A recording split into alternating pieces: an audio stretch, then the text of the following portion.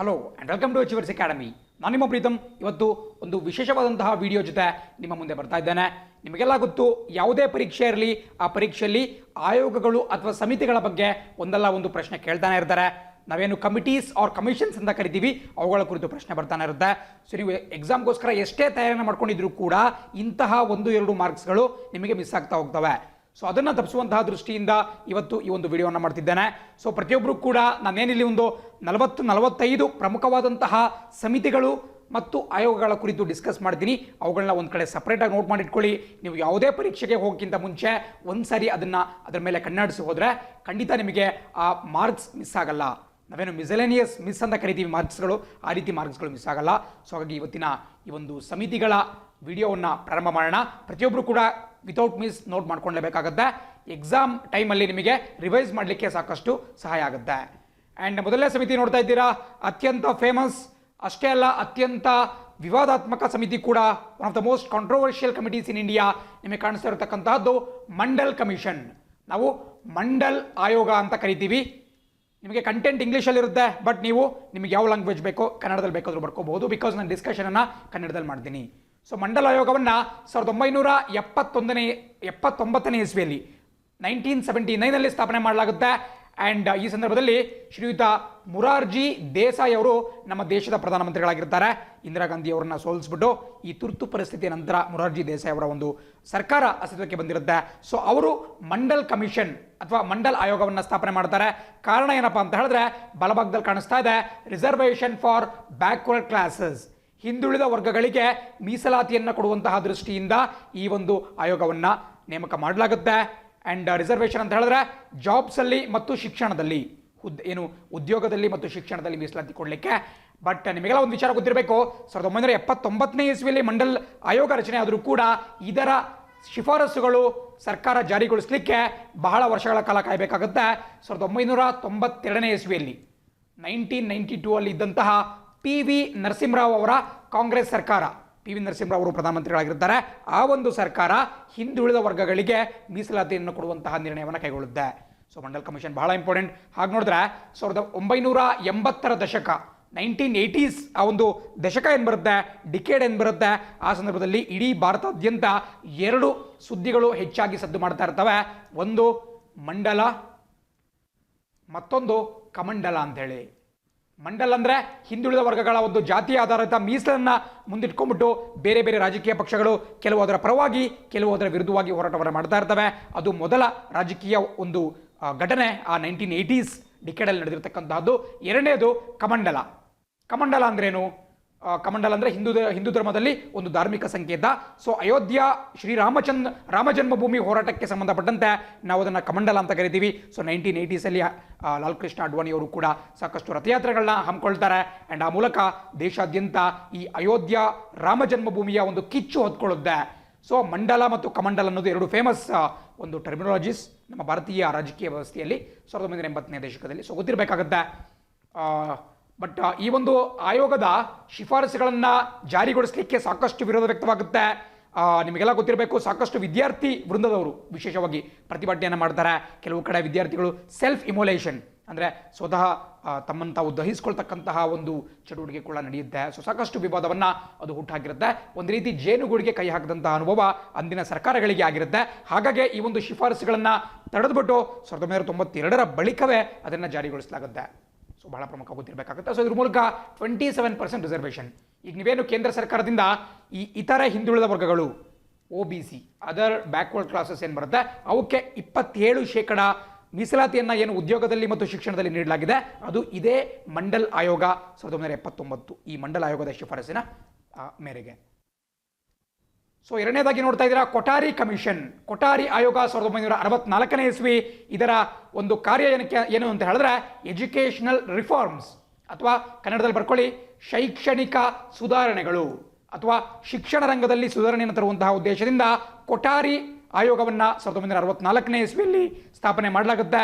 So ಅದು ಕೂಡ ಬಹಳ ಪ್ರಮುಖವಾಗಿರುತ್ತೆ. ನೀವು ತುಂಬ ಡೀಪಾಗಿ ಹೋಗಲಿದ್ರು ಪರವಾಗಿಲ್ಲ, ಅದರ ಒಂದು ಕೀವರ್ಡ್ಸ್ ನಿಮಗೆ ಗೊತ್ತಿರೋ ಸಾಕು. ಕೊಠಾರಿ ಕಮಿಷನ್ ಅಂದ ತಕ್ಷಣ ಎಜುಕೇಷನ್ ನೆನಪಾಗಬೇಕು, ಮಂಡಲ್ ಕಮಿಷನ್ ಅಂದ ತಕ್ಷಣ ರಿಸರ್ವೇಷನ್ ನೆನಪಾಗಬೇಕು. ಸೊ ಅಷ್ಟು ಗೊತ್ತಿದ್ರೆ ಬಹಳ ಸುಲಭವಾಗಿ ನೀವು ಪರೀಕ್ಷೆಯಲ್ಲಿ ಆನ್ಸರ್ನ ಟಿಕ್ ಮಾಡ್ತೀರಾ. ಆ್ಯಂಡ್ ಕೊಠಾರಿ ಅಂದರೆ ಅವರು ಅಂದಿನ ಸಂದರ್ಭದಲ್ಲಿ ಅಂದರೆ 1964 ಸಂದರ್ಭದಲ್ಲಿ ಅವರು ನಮ್ಮ ಏನು UGC ಬರುತ್ತೆ, UGC ಪ್ರತಿಯೊಬ್ಬರು ಕೂಡ ಕೇಳಿರ್ತೀರಾ, ಯೂನಿವರ್ಸಿಟೀಸ್ ಗ್ರ್ಯಾಂಟ್ಸ್ ಕಮಿಷನ್, ಅಥವಾ ಅದನ್ನು ಕನ್ನಡದಲ್ಲಿ ವಿಶ್ವವಿದ್ಯಾಲಯಗಳ ಧನ ಸಹಾಯ ಆಯೋಗ ಅಂತ ಕರಿತೀವಿ. ಸೊ UGC ಚೇರ್ಮನ್ ಆಗಿರ್ತಾರೆ ಶ್ರೀಯುತ ಕೊಠಾರಿ ಅವರು. ಅವರ ನೇತೃತ್ವದಲ್ಲಿ ಒಂದು ಆಯೋಗವನ್ನು ನಮ್ಮ ದೇಶಾದ್ಯಂತ ಶೈಕ್ಷಣಿಕ ಸುಧಾರಣೆಯನ್ನು ತರಲಿಕ್ಕೆ ನೇಮಕ ಮಾಡ್ತಾರೆ. ಆ್ಯಂಡ್ ಇತ್ತೀಚೆಗಷ್ಟು ಕೂಡ ಒಂದು ಹೊಸ ಶೈಕ್ಷಣಿಕ ಒಂದು ಪಾಲಿಸಿ, ನ್ಯೂ ಎಜುಕೇಷನ್ ಪಾಲಿಸಿ ಅಥವಾ ಹೊಸ ಶೈಕ್ಷಣಿಕ ನೀತಿ ನಮ್ಮ ದೇಶಾದ್ಯಂತ ಅಸ್ತಿತ್ವಕ್ಕೆ ಬರ್ತಾ ಇದೆ. ಅದಕ್ಕೆ ಸಂಬಂಧಪಟ್ಟಂತೆ ಯಾರ ಆಯೋಗದ ಶಿಫಾರಸನ್ನು ತೆಗೆದುಕೊಳ್ಳಲಾಗಿದೆ ಅಂತ ಕೂಡ ನಾವು ಮುಂದಿನ ಒಂದು ಸ್ಲೈಡ್ ಮೇಲೆ ನೋಡೋಣ. ಬಟ್ ಸದ್ಯಕ್ಕೆ ಮಂಡಲ್ ಕಮಿಷನ್, ಕೊಠಾರಿ ಕಮಿಷನ್ ಆಯಿತು. ಆ್ಯಂಡ್ ಮೂರನೇ ಕಮಿಟಿಯನ್ನು ನೋಡ್ತಾ ಇದ್ದೀರಾ, ಖೋಸ್ಲಾ ಕಮಿಷನ್. 1970 ಇದು ಕೂಡ ಬಹಳ ಪ್ರಮುಖವಾಗಿರುತ್ತೆ. ಯಾಕಂದರೆ ಖೋಸ್ಲಾ ಆಯೋಗವನ್ನು ಏನು ಸುಭಾಷ್ ಚಂದ್ರ ಬೋಸ್ ನಮ್ಮ ದೇಶದಲ್ಲಿ ಕ್ರಾಂತಿಯ ಮೂಲಕ ಸ್ವತಂತ್ರವನ್ನು ನಮ್ಮ ದೇಶಕ್ಕೆ ಪಡೆದುಕೊಳ್ಬೇಕು ಮತ್ತು ನಮ್ಮ ದೇಶವನ್ನು ದಾಸ್ಯ ಮುಕ್ತಿಯನ್ನಾಗಿ ಮಾಡಬೇಕು ಅಂತೇಳಿ ಹೋರಾಟವನ್ನು ಮಾಡಿದರು. ಸೊ ಸುಭಾಷ್ ಚಂದ್ರ ಬೋಸ್ ಅವರ ನಿಧನದ ಕಾರಣವನ್ನು, ಅವರು ಯಾವ ರೀತಿ ಸಾವನ್ನಪ್ಪಿದ್ರು ಅದು ಬಹಳ ನಿಗೂಢ, ಇವತ್ತಿಗೂ ಕೂಡ ಗೊತ್ತಿಲ್ಲ ಸುಭಾಷ್ ಚಂದ್ರ ಬೋಸ್ ಅವರು ಎಕ್ಸಾಕ್ಟ್ಲಿ ಯಾವ ರೂಪದಿಂದ ಅವರು ಸಾವನ್ನಪ್ಪಿದ್ರು ಅಂತೇಳಿ. ಸೊ ಅದನ್ನು ತನಿಖೆ ಮಾಡುವಂತಹ ಒಂದು ಉದ್ದೇಶದಿಂದ 1970 ಖೋಸ್ಲಾ ಆಯೋಗವನ್ನು ನಮ್ಮ ಕೇಂದ್ರ ಸರ್ಕಾರ ಸ್ಥಾಪನೆ ಮಾಡಲಾಗುತ್ತೆ. ಪರೀಕ್ಷೆಯಲ್ಲಿ ಖಂಡಿತ ಕೇಳಿದರೆ ನೋಟ್ ಡೌನ್ ಮಾಡ್ಕೊಳ್ಳೇಬೇಕಾಗುತ್ತೆ. ಹಾಗೆ ನೋಡಿದ್ರೆ ಮೊಟ್ಟ ಮೊದಲ ಬಾರಿಗೆ ಇಲ್ಲಿ ಕಾಣಿಸ್ತಾ ಇದೆ 1956 ನಮ್ಮ ದೇಶದ ಜನತೆಯ ಆಕ್ರೋಶಕ್ಕೆ ಮಣಿದಂತಹ ನೆಹರು ಅವರ ಸರ್ಕಾರ ಶಾ ನವಾಜ್ ಅನ್ನುವರ ನೇತೃತ್ವದಲ್ಲಿ ಒಂದು ಸಮಿತಿಯನ್ನು ರಚನೆ ಮಾಡಲಿರುತ್ತೆ, ಶಾ ನವಾಜ್ ಕಮಿಟಿ 1956. ಬಟ್ ಯಾವುದೇ ಇದುವರೆಗೂ ಕೂಡ ಯಾವುದೇ ಬೇರೆ ಬೇರೆ ಆಯೋಗಗಳು ಬಂದರೂ ಕೂಡ ಕನ್ಕ್ಲೂಸಿವ್ ಆಗಿ ಇದೇ ಕಾರಣದಿಂದ ಸುಭಾಷ್ ಚಂದ್ರ ಬೋಸ್ ಅವರು ನಿಧನ ಹೊಂದಿದ್ರು ಅಂತ ಹೇಳಿ ಪ್ರೂವ್ ಮಾಡೋಕ್ಕೆ ಸಾಧ್ಯವಾಗಿಲ್ಲ. ಆ್ಯಂಡ್ ಅವರು ಬೇಸಿಕಲಿ ತೈವಾನ್ ಅಂದರೆ ನಾವೀಗ ತೈವಾನ್ ಅಥವಾ ಚೈನೀಸ್ ತೈಪೆ ಅಂತ ನಾವೇನು ಕರಿತೀವಿ, ಅಲ್ಲಿ ಅವರು ನಿಧನ ಹೊಂದಿದ್ರು. ಬಟ್ ಆ ಸಂದರ್ಭದಲ್ಲಿ 1945 ಸಂದರ್ಭದಲ್ಲಿ ಈ ತೈವಾನ್ 1945ವರೆಗೂ ಕೂಡ ಇದು ಜಪಾನ್ ದೇಶದ ಆಳ್ವಿಕೆಯಲ್ಲಿತ್ತು. ಸೊ ಜಪಾನ್ ದೇಶದ ಅಂದಿನ ಭೂಭಾಗವಾದಂತಹ ಟೆರಿಟರಿ ಆದಂತಹ ತೈವಾನ್ನಲ್ಲಿ ಅಥವಾ ತೈಪೇನಲ್ಲಿ ಶ್ರೀಯುತ ಸುಭಾಷ್ ಚಂದ್ರ ಬೋಸ್ ಅವರು ನಿಧನ ಹೊಂದ್ತಾರೆ. ಒಂದು ವಿಮಾನ ಅಪಘಾತದಲ್ಲಿ, ಜಪಾನ್ಗೆ ಸೇರಿದಂತಹ ಒಂದು ವಿಮಾನ ಒಂದು ಅಪಘಾತಕ್ಕೀಡಾಗುತ್ತೆ. ಸೊ ಇದರ ಕುರಿತು ಸಾಕಷ್ಟು ಒಂದು ಕಾನ್ಸ್ಪಿರಸಿ ಥಿಯರೀಸ್ ಹುಟ್ಕೊಂಡಿದ್ದಾವೆ. ಬಟ್ ಇನ್ನು ಇವತ್ತಿಗೂ ಕೂಡ ಕನ್ಕ್ಲೂಸಿವ್ ಆಗಿ ಯಾವುದೇ ಒಂದು ಪ್ರೂಫ್ ಅಲ್ಲಿ ನಮಗೆ ದೊರಕಿಲ್ಲ. ಆ್ಯಂಡ್ ಕೆಳಭಾಗದಲ್ಲಿ ಮುಖರ್ಜಿ ಕಮಿಷನ್ ನೋಡ್ತಾ ಇದ್ದೀರಾ. 1959 ಮುಖರ್ಜಿ ಆಯೋಗವನ್ನು ಕೂಡ ಇದೇ ವಿಚಾರಕ್ಕೆ ಸಂಬಂಧಪಟ್ಟಂತೆ ನೇಮಕ ಮಾಡಲಾಗಿರುತ್ತೆ. ಸೊ ಒಟ್ಟು 3 ಆಯೋಗಗಳನ್ನ ಬರ್ಕೋಬೇಕಾಗುತ್ತೆ ಸುಭಾಷ್ ಚಂದ್ರ ಬೋಸ್ ಅವರ ನಿಧನದ ಕುರಿತಾಗಿ. ಅವ್ಯಾವಪ್ಪ ಅಂತ ಹೇಳಿದ್ರೆ ಶಾನವಾಜ್ ಕಮಿಟಿ 1956, ಅದಾದ ಬಳಿಕ ಮುಖರ್ಜಿ ಆಯೋಗ 1959, ಆ್ಯಂಡ್ ಮೂರನೇದು ಖೋಸ್ಲಾ ಆಯೋಗ 1970. ಸೊ ಇಷ್ಟನ್ನು ನೋಟ್ ಮಾಡಿಕೊಂಡ್ರೆ ನಿಮಗೆ ಹೆಲ್ಪ್ ಆಗುತ್ತೆ. ಆ್ಯಂಡ್ ಮುಂದಿನ ಸ್ಲೈಡ್ ನೋಡ್ತಾ ಹೋಗೋಣ. ಇಲ್ಲಿ ನಿಮಗೆ ಸರ್ಕಾರಿಯ ಕಮಿಷನ್ 1983 ಕಾಣಿಸ್ತಾ ಇದೆ. ಇದು ಕೂಡ ಅತ್ಯಂತ ಇಂಪಾರ್ಟೆಂಟ್. ನಿಮಗೆ ಕಳೆದ ಬಾರಿ FDA ಪರೀಕ್ಷೆಯಲ್ಲಿ, ಕೋರ್ಟ್ FDA ಪರೀಕ್ಷೆಯಲ್ಲಿ ಕೂಡ ಕೇಳಿದ್ರು. ಬೇರೆ ಬೇರೆ ಎಕ್ಸಾಮ್ಗಳಲ್ಲಿ ಪದೇ ಪದೇ ಕೇಳ್ತಾ ಇರ್ತಾರೆ ಸರ್ಕಾರಿ ಆಯೋಗದ ಬಗ್ಗೆ. ಆ್ಯಂಡ್ ಇತ್ತೀಚೆಗಷ್ಟೇ ನಡೆದ ಪರೀಕ್ಷೆಗಳಲ್ಲೂ ಕೂಡ ಅದನ್ನು PC ಎಕ್ಸಾಮಲ್ಲೂ ಕೂಡ ಅದನ್ನು ಕೇಳಿದ್ರು. ಸೊ ಸರ್ಕಾರಿ ಆಯೋಗವನ್ನು 1983 ಕೇಂದ್ರ ಸರ್ಕಾರ ಸ್ಥಾಪನೆ ಮಾಡುತ್ತೆ. ಯಾವ ಉದ್ದೇಶದಿಂದ ಅಂತ ಹೇಳಿದ್ರೆ ಸೆಂಟರ್ ಸ್ಟೇಟ್ ರಿಲೇಷನ್ಸ್. ನೋಡಿ, ಭಾರತದಂತಹ ಪ್ರಜಾಪ್ರಭುತ್ವ ವ್ಯವಸ್ಥೆಯಲ್ಲಿ ಈ ಕೇಂದ್ರ ಮತ್ತು ರಾಜ್ಯಗಳ ನಡುವಣ ಸಂಬಂಧ ಬಹಳ ಪ್ರಮುಖವಾದಂತಹ ಒಂದು ರೋಲನ್ನು ಪ್ಲೇ ಮಾಡುತ್ತೆ. ಯಾಕಪ್ಪ ಅಂದರೆ ನಮ್ಮ ದೇಶದಲ್ಲಿ ಕ್ವಾಸಿ ಫೆಡರಲ್ ಸಿಸ್ಟಮ್ ಅಸ್ತಿತ್ವದಲ್ಲಿದೆ.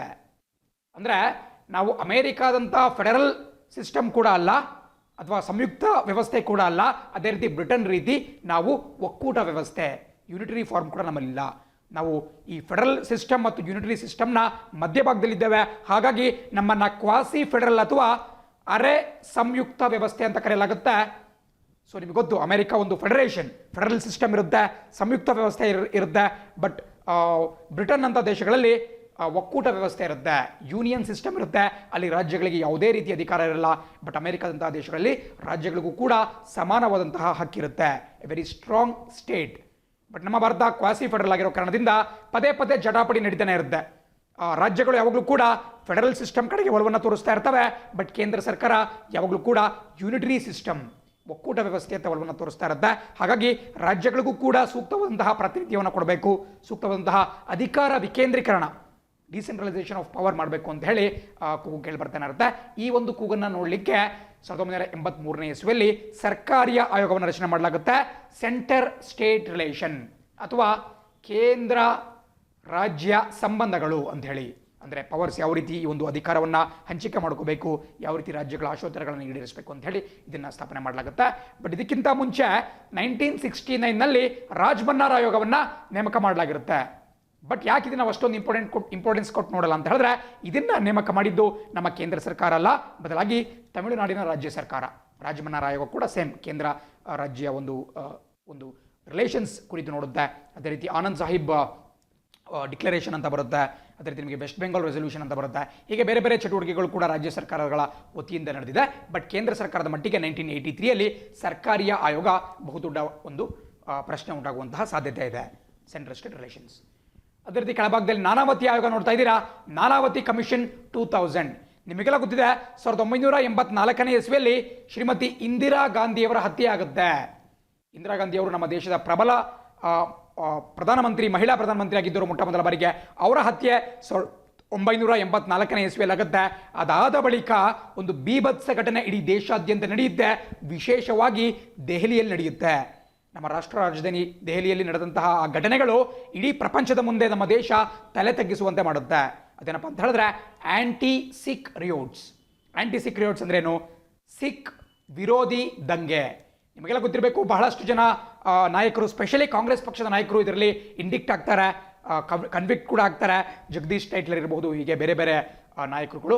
ಸೊ 1984ರಲ್ಲಿ ಸಿಖ್ ಸಮುದಾಯಕ್ಕೆ ಸೇರಿದಂತಹ ಬಾಡಿಗಾರ್ಡ್ಸ್ ಇಂದಿರಾ ಗಾಂಧಿ ಅವ್ರನ್ನ ಹತ್ಯೆ ಮಾಡಿದ ಕಾರಣದಿಂದ ಕೆಲವು ವರ್ಗಗಳಲ್ಲಿ ಸಿಖ್ಖರ ವಿರುದ್ಧ ಒಂದು ಆಕ್ರೋಶ ಮಡುಗಟ್ಟಿರುತ್ತೆ. ಹಾಗಾಗಿ ಸಹಸ್ರಾರು ಸಿಖ್ಖರ ಒಂದು ಮಾರಣ ಹೋಮ ನಡೆಯುತ್ತೆ. ಸೊ ಹಾಗಾಗಿ ಸಿಖ್ ವಿರೋಧಿ ದಂಗೆ 1984 ಏನು ನಡೀತು, ಅದರ ತನಿಖೆಗಾಗಿ 2000ನೇ ಇಸ್ವಿಯಲ್ಲಿ ವಾಜಪೇಯಿ ಅವರ ಬಿಜೆಪಿ ಸರ್ಕಾರ ನಾನಾವತಿ ಆಯೋಗವನ್ನು ನೇಮಕ ಮಾಡುತ್ತೆ. ವೆರಿ ಇಂಪಾರ್ಟೆಂಟ್, ಕೇಳ್ತಾರೆ ಪರೀಕ್ಷೆಯಲ್ಲಿ. ನಾನಾವತಿ ಆಯೋಗ ಯಾವ ವಿಚಾರಕ್ಕೆ ಸಂಬಂಧಪಟ್ಟಿದೆ ಅಂತ ಹೇಳಿದ್ರೆ ನೀವು ಆಂಟಿ ಸಿಖ್ ರಿಯೋಟ್ಸ್ ಅಂತ ಟಿಕ್ ಮಾಡಬೇಕಾಗುತ್ತೆ. ಆ್ಯಂಡ್ ಕೆಳಭಾಗದಲ್ಲಿ ಮತ್ತೆ ನಾನಾವತಿ ಅವರು ಬರ್ತಾರೆ, ನಾನಾವತಿ ಶಾ ಕಮಿಷನ್. ಬಟ್ ಇದು ಕೂಡ ಮತ್ತೊಂದು ಜನಾಂಗೀಯ ದಂಗೆ. ಜನಾಂಗೀಯ ದಂಗೆ ಅಂತ ಹೇಳಿದ್ರೆ ಒಂದು ಕಮ್ಯುನಲ್ ಕ್ಲಾಶ್, ಕೋಮು ದಂಗೆಯ ಕುರಿತಾಗಿರ್ತಕ್ಕಂತಹ ಸಮಿತಿ ಅಥವಾ ಒಂದು ಆಯೋಗ. ಯಾವ ರೀತಿ ನಾನಾವತಿ ಆಯೋಗ 2000ನೇ ಇಸ್ವಿಯಲ್ಲಿ ಸಿಖ್ಖರ ವಿರೋಧಿ ದಂಗೆಯಲ್ಲಿ ತೊಡ್ಕೊಳ್ಳುತ್ತೆ, ಅದೇ ರೀತಿ ನಾನಾವತಿ ಶಾ ಆಯೋಗ ಏನಿದೆ ಅದು ಗೋಧ್ರಾ ಹತ್ಯಾಕಾಂಡ ನಡೆಯುತ್ತೆ. ಇದು ಕೂಡ ನಮ್ಮ ದೇಶ ಬೆಚ್ಚಿ ಬಿದ್ದಂತಹ ಒಂದು ಘಟನೆ. 2002ನೇ ಇಸ್ವಿಯಲ್ಲಿ ಗುಜರಾತ್ನಲ್ಲಿ ಗೋಧ್ರಾ ನರಮೇಧ ನಡೆಯುತ್ತೆ. ಅದೇ ರೀತಿ ಗೋಧ್ರೋತ್ತರ ಘಟನೆಗಳು ಕೂಡ ನಡೀತವೆ. ನಿಮಗೆಲ್ಲ ಖಂಡಿತ ಗೊತ್ತಿರುತ್ತೆ, ನಮ್ಮ ರಾಜಕೀಯ ಮೊಗಸಾಲೆಯಲ್ಲಿ ಪ್ರತಿ ಬಾರಿ ಕೂಡ ಈ ಗೋಧ್ರಾ ಹತ್ಯಾಕಾಂಡ ಸದ್ದು ಮಾಡ್ತಾನೆ ಇರುತ್ತೆ. ಪ್ರಸಕ್ತವಾಗಿ ಪ್ರಧಾನಮಂತ್ರಿಗಳಾಗಿರ್ತಕ್ಕಂತಹ ನರೇಂದ್ರ ಮೋದಿ ಅವರು ಕೂಡ ಒಂದು ಕಾಲದಲ್ಲಿ ಈ ಗೋಧ್ರಾ ಹತ್ಯಾಕಾಂಡದ ಆರೋಪಿಯಾಗಿದ್ದರು. ಸೊ ಇದು ಗೊತ್ತಿಲ್ಲ ಅಂತ ಹೇಳಿದ್ರೆ ಒಂದು ಸಿಂಪಲ್ ಆಗಿ ಎಕ್ಸ್ಪ್ಲೇನ್ ಮಾಡಿಬಿಡ್ತೀನಿ. 2002ನೇ ಇಸ್ವಿಯಲ್ಲಿ ಫೆಬ್ರವರಿ ತಿಂಗಳ ಸಂದರ್ಭದಲ್ಲಿ ಕರಸೇವಕರು, ಸೊ ಅಂದರೆ ಕರಸೇವಕರಂದ್ರೆ ನಾವೇನು 1992ರಲ್ಲಿ ಬಾಬ್ರಿ ಮಸೀದಿ ಧ್ವಂಸದ ಪ್ರಕರಣದಲ್ಲಿ ನೋಡಿರ್ತೀವಿ. ಕರಸೇವಕರು ಅಂದರೆ ರಾಮನ ಭಕ್ತರು. ಅವರು ಅಯೋಧ್ಯೆಗೆ ತೆರಳಿಬಿಟ್ಟು ರೈಲ್ನಲ್ಲಿ ವಾಪಸ್ ಆಗ್ತಾ ಇರ್ತಾರೆ, ಟ್ರೈನಲ್ಲಿ ಬರ್ತಾ ಇರ್ತಾರೆ. ಬಟ್ ಆ ಸಂದರ್ಭದಲ್ಲಿ ಗೋಧ್ರಾ ಅನ್ನುವಂತಹ ಸ್ಥಳದ ಬಳಿ ರೈಲ್ವೆ ಸ್ಟೇಷನ್ನಲ್ಲಿ ಆ ಒಂದು ಟ್ರೈನನ್ನು ತಡೆದು ನಿಲ್ಲಿಸ್ಬಿಟ್ಟು ಆ ಟ್ರೈನನ್ನು 4 ದಿಕ್ಕಿನಿಂದ ಕವರ್ ಮಾಡಿ ಹೊರಗಡೆಯಿಂದ ಅದನ್ನು ಲಾಕ್ ಮಾಡಿ ಬೆಂಕಿ ಹಚ್ತಾರೆ ಆ ಟ್ರೈನಿಗೆ. ಸೊ ಆ ಒಂದು ದುರ್ಘಟನೆಯಲ್ಲಿ ಸುಮಾರು 59 ಜನ ಅಮಾಯಕ ಕರಸೇವಕರು ಮೃತಪಡ್ತಾರೆ. ಆ್ಯಂಡ್ ಅದಾದ ಬಳಿಕ ಇಡೀ ಗುಜರಾತ್ ರಾಜ್ಯ ಹೊತ್ತು ಉರಿಯುತ್ತೆ. ಸೊ ಅದನ್ನು ನಾವು ಪೋಸ್ಟ್ ಗೋಧ್ರಾ ರಿಯೋಟ್ಸ್ ಅಥವಾ ಗೋಧ್ರೋತ್ತರ ಗಲಭೆ ಅಂತ ಕರಿತೀವಿ.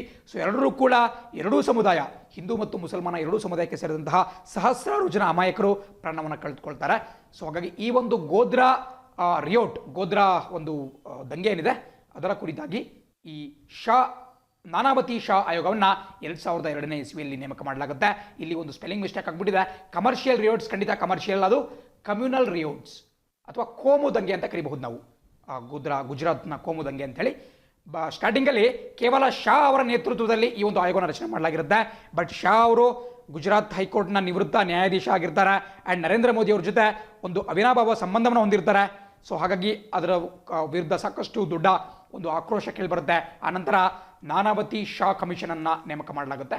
ನಾನಾವತಿಯವರು ಕೂಡ ಇದರಲ್ಲಿ ಸೇರ್ಕೊಳ್ತಾರೆ. ಇದನ್ನು ನಾನಾವತಿ ಶಾ ಆ್ಯಂಡ್ ಮೆಹ್ತಾ ಕಮಿಟಿ ಅಂತ ಕೂಡ ಕರೆಯಲಾಗುತ್ತೆ. ಸೊ ಇದು ಯಾವುದನ್ನು ಕೊಟ್ಟರೂ ಕೂಡ ನೀವು ಗೋಧ್ರಾ ದಂಗೆಯ ಕುರಿತಾಗಿ ತನಿಖೆ ಮಾಡಲಿಕ್ಕೆ ಇರತಕ್ಕಂತಹ ಒಂದು ಆಯೋಗ ಅಂತ ಹೇಳಿ ಟಿಕ್ ಮಾಡಬೇಕಾಗುತ್ತೆ. ಕೆಳಭಾಗದಲ್ಲಿ ರಂಗನಾಥ್ ಮಿಶ್ರಾ ಕಮಿಷನ್ ಕಾಣಿಸ್ಕೊಳ್ತಾ ಇದೆ. ವೆರಿ ಸಿಂಪಲ್, ಪದೇ ಪದೇ ಕೇಳಿರ್ತೀರ ನೀವು. ರಂಗನಾಥ್ ಮಿಶ್ರಾ ಆಯೋಗ ಅಂತ ಹೇಳಿದ್ರೆ ಇದು ಅಲ್ಪಸಂಖ್ಯಾತರ ವಿಚಾರದ ಕುರಿತಾಗಿ ಅಂತ ಹೇಳಿ ಟಿಕ್ ಮಾಡಬೇಕಾಗುತ್ತೆ. ನಿಮಗೆ ಎಕ್ಸಾಮಲ್ಲಿ ತುಂಬ ಡೀಪಾಗಿ ಏನು ಕೇಳಲ್ಲ, ಯಾವ ವರ್ಷ ಸ್ಥಾಪನೆ ಮಾಡಿದ್ರು, ಯಾರು ಮಾಡಿದ್ರು, ಎಷ್ಟು ಜನ ಸದಸ್ಯರು, ಅದನ್ನೆಲ್ಲ ಕೇಳಲ್ಲ. ಸಿಂಪಲ್ ಆಗಿ ರಂಗನಾಥ ಮಿಶ್ರಾ ಆಯೋಗ ಕೆಳಗಿನ ಯಾವ ವಿಚಾರಕ್ಕೆ ಸಂಬಂಧಪಟ್ಟಿದೆ ಅಂತ ಕೇಳ್ಬಿಡ್ತಾರೆ. ಬಹಳ ಸಿಂಪಲ್, ಅಲ್ಪಸಂಖ್ಯಾತ ಅಂತ ಒಂದು ವರ್ಡ್ ಕಂಡುಬಿಟ್ರೆ ನೀವು ಅದನ್ನೇ ಟಿಕ್ ಮಾಡಬೇಕಾಗುತ್ತೆ. ಬಟ್ ಇಲ್ಲಿ ಕೇವಲ ಧಾರ್ಮಿಕ ಅಲ್ಪಸಂಖ್ಯಾತರಲ್ಲ, ಬದಲಾಗಿ ಲಿಂಗ್ವಿಸ್ಟಿಕ್ ಮೈನಾರಿಟಿ, ನಾವೇನು ಭಾಷಾ ಅಲ್ಪಸಂಖ್ಯಾತರು ಅಂತ ಕರಿತೀವಿ, ಭಾಷಾ ಅಲ್ಪಸಂಖ್ಯಾತರು ಜೊತೆಗೆ ಧಾರ್ಮಿಕ ಅಲ್ಪಸಂಖ್ಯಾತರು ಇಬ್ಬರ ಕುರಿತಾಗಿ, ಅವರ ಒಂದು ವಿಚಾರಗಳ ಕುರಿತಾಗಿ, issues of linguistic and religious minorities. So ಅಲ್ಪಸಂಖ್ಯಾತರ ಒಂದು ಬವಣೆಗಳೇನಿರುತ್ತೆ, ಅವರ ಒಂದು ಇಶ್ಯೂಸ್ ಏನಿರುತ್ತೆ ಅದನ್ನು ಅದನ್ನು ತನಿಖೆ ಮಾಡಲಿಕ್ಕೆ ರಂಗನಾಥ್ ಮಿಶ್ರಾ ಅವರ ಒಂದು ಆಯೋಗವನ್ನು ಕೂಡ ರಚನೆ ಮಾಡಲಾಗುತ್ತೆ. Very important. ಬಟ್ ಇದನ್ನು ಅಫಿಷಿಯಲ್ ಆಗಿ commission for religious and linguistic minorities ಅಂತ ಕರೆಯಲಾಗುತ್ತೆ. ಅದನ್ನು ಕೂಡ ಬರ್ಕೊಳ್ಳಿ. Commission for religious and linguistic minorities 2004ರಲ್ಲಿ ಸ್ಥಾಪನೆ ಮಾಡಲಾಗುತ್ತೆ. ಬಟ್ ಕನ್ನಡದಲ್ಲಿ ನಾವೇನು ಕರಿಬೋದಪ್ಪ ಅಂತ ಹೇಳಿದ್ರೆ ಅದನ್ನು ಭಾಷಾ ಮತ್ತು ಧಾರ್ಮಿಕ ಅಲ್ಪಸಂಖ್ಯಾತರ ಮೇಲಿನ ಆಯೋಗ ಅಂತ ಕರಿಬಹುದು. ಸೊ ಧಾರ್ಮಿಕ ಅಲ್ಪಸಂಖ್ಯಾತರು ನಿಮಗೆಲ್ಲ ಗೊತ್ತಿದೆ, ಬಹುಸಂಖ್ಯಾತ ಹಿಂದೂಗಳನ್ನು ಹೊರತುಪಡಿಸಿ ಬೇರೆ ಚಿಕ್ಕ ಪುಟ್ಟ ಸಮುದಾಯಗಳೇನಿದ್ದಾವೆ, ಬೇರೆ ಬೇರೆ ಧರ್ಮಗಳೇನಿದ್ದಾವೆ, ಅವುಗಳನ್ನು ನಾವು ರಿಲಿಜಿಯಸ್ ಮೈನಾರಿಟಿ, ಧಾರ್ಮಿಕ ಅಲ್ಪಸಂಖ್ಯಾತರು ಅಂತ ಕರಿತೀವಿ.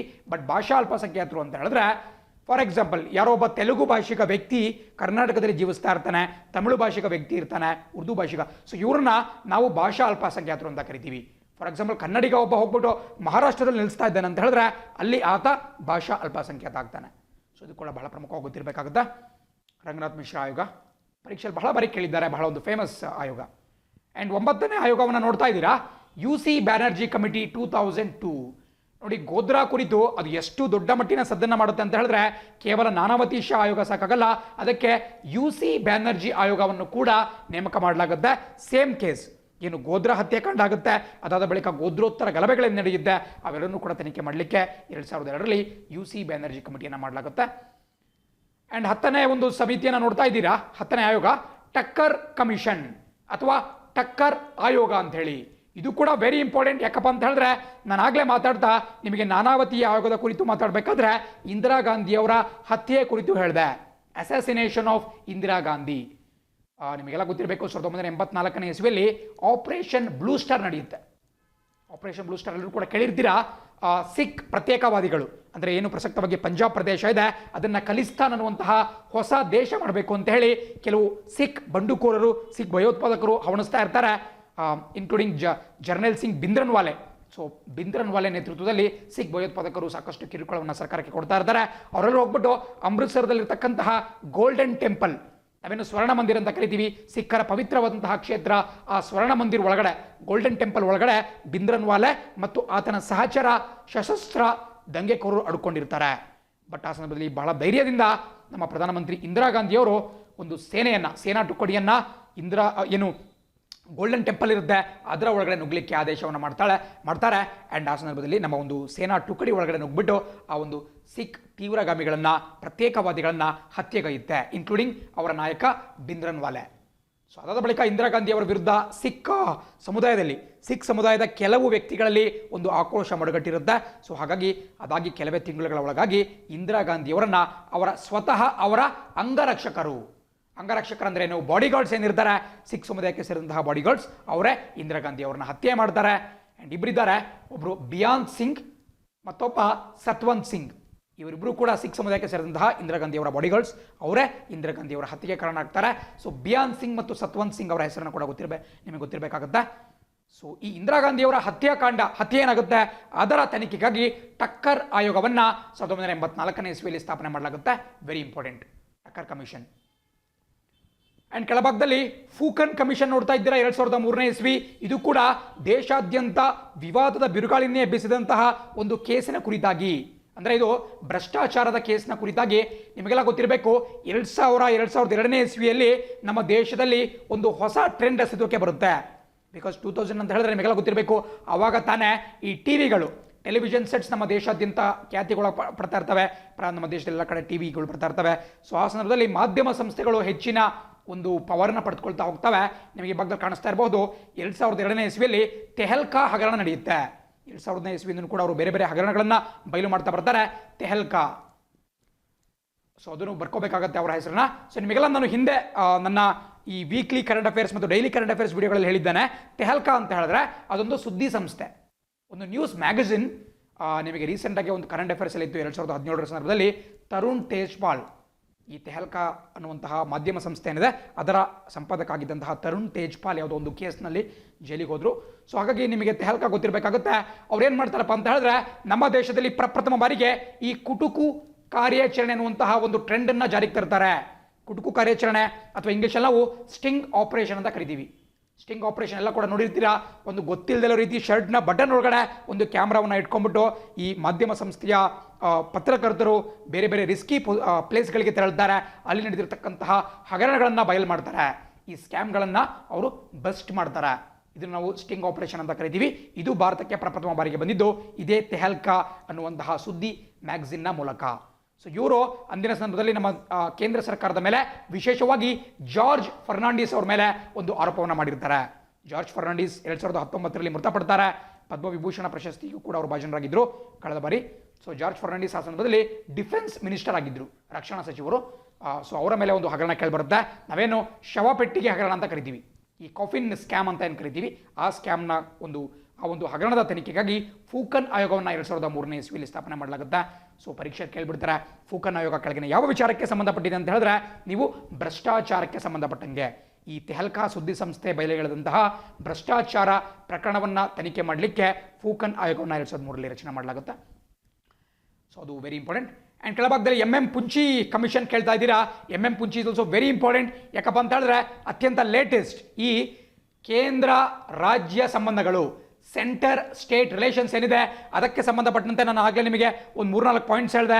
ರಾಜಮನ್ನಾರ್ ಆಯೋಗದ ಬಗ್ಗೆ ಹೇಳಿದೆ, ಆನಂದ್ ಸಾಹಿಬ್ ರೆಸೊಲ್ಯೂಷನ್ ಬಗ್ಗೆ ಒಂದು ಮಾತನ್ನು ಹೇಳಿದೆ, ಅದೇ ರೀತಿ ವೆಸ್ಟ್ ಬೆಂಗಾಲ್ ರೆಸೊಲ್ಯೂಷನ್ ಬಗ್ಗೆ ಹೇಳಿದೆ.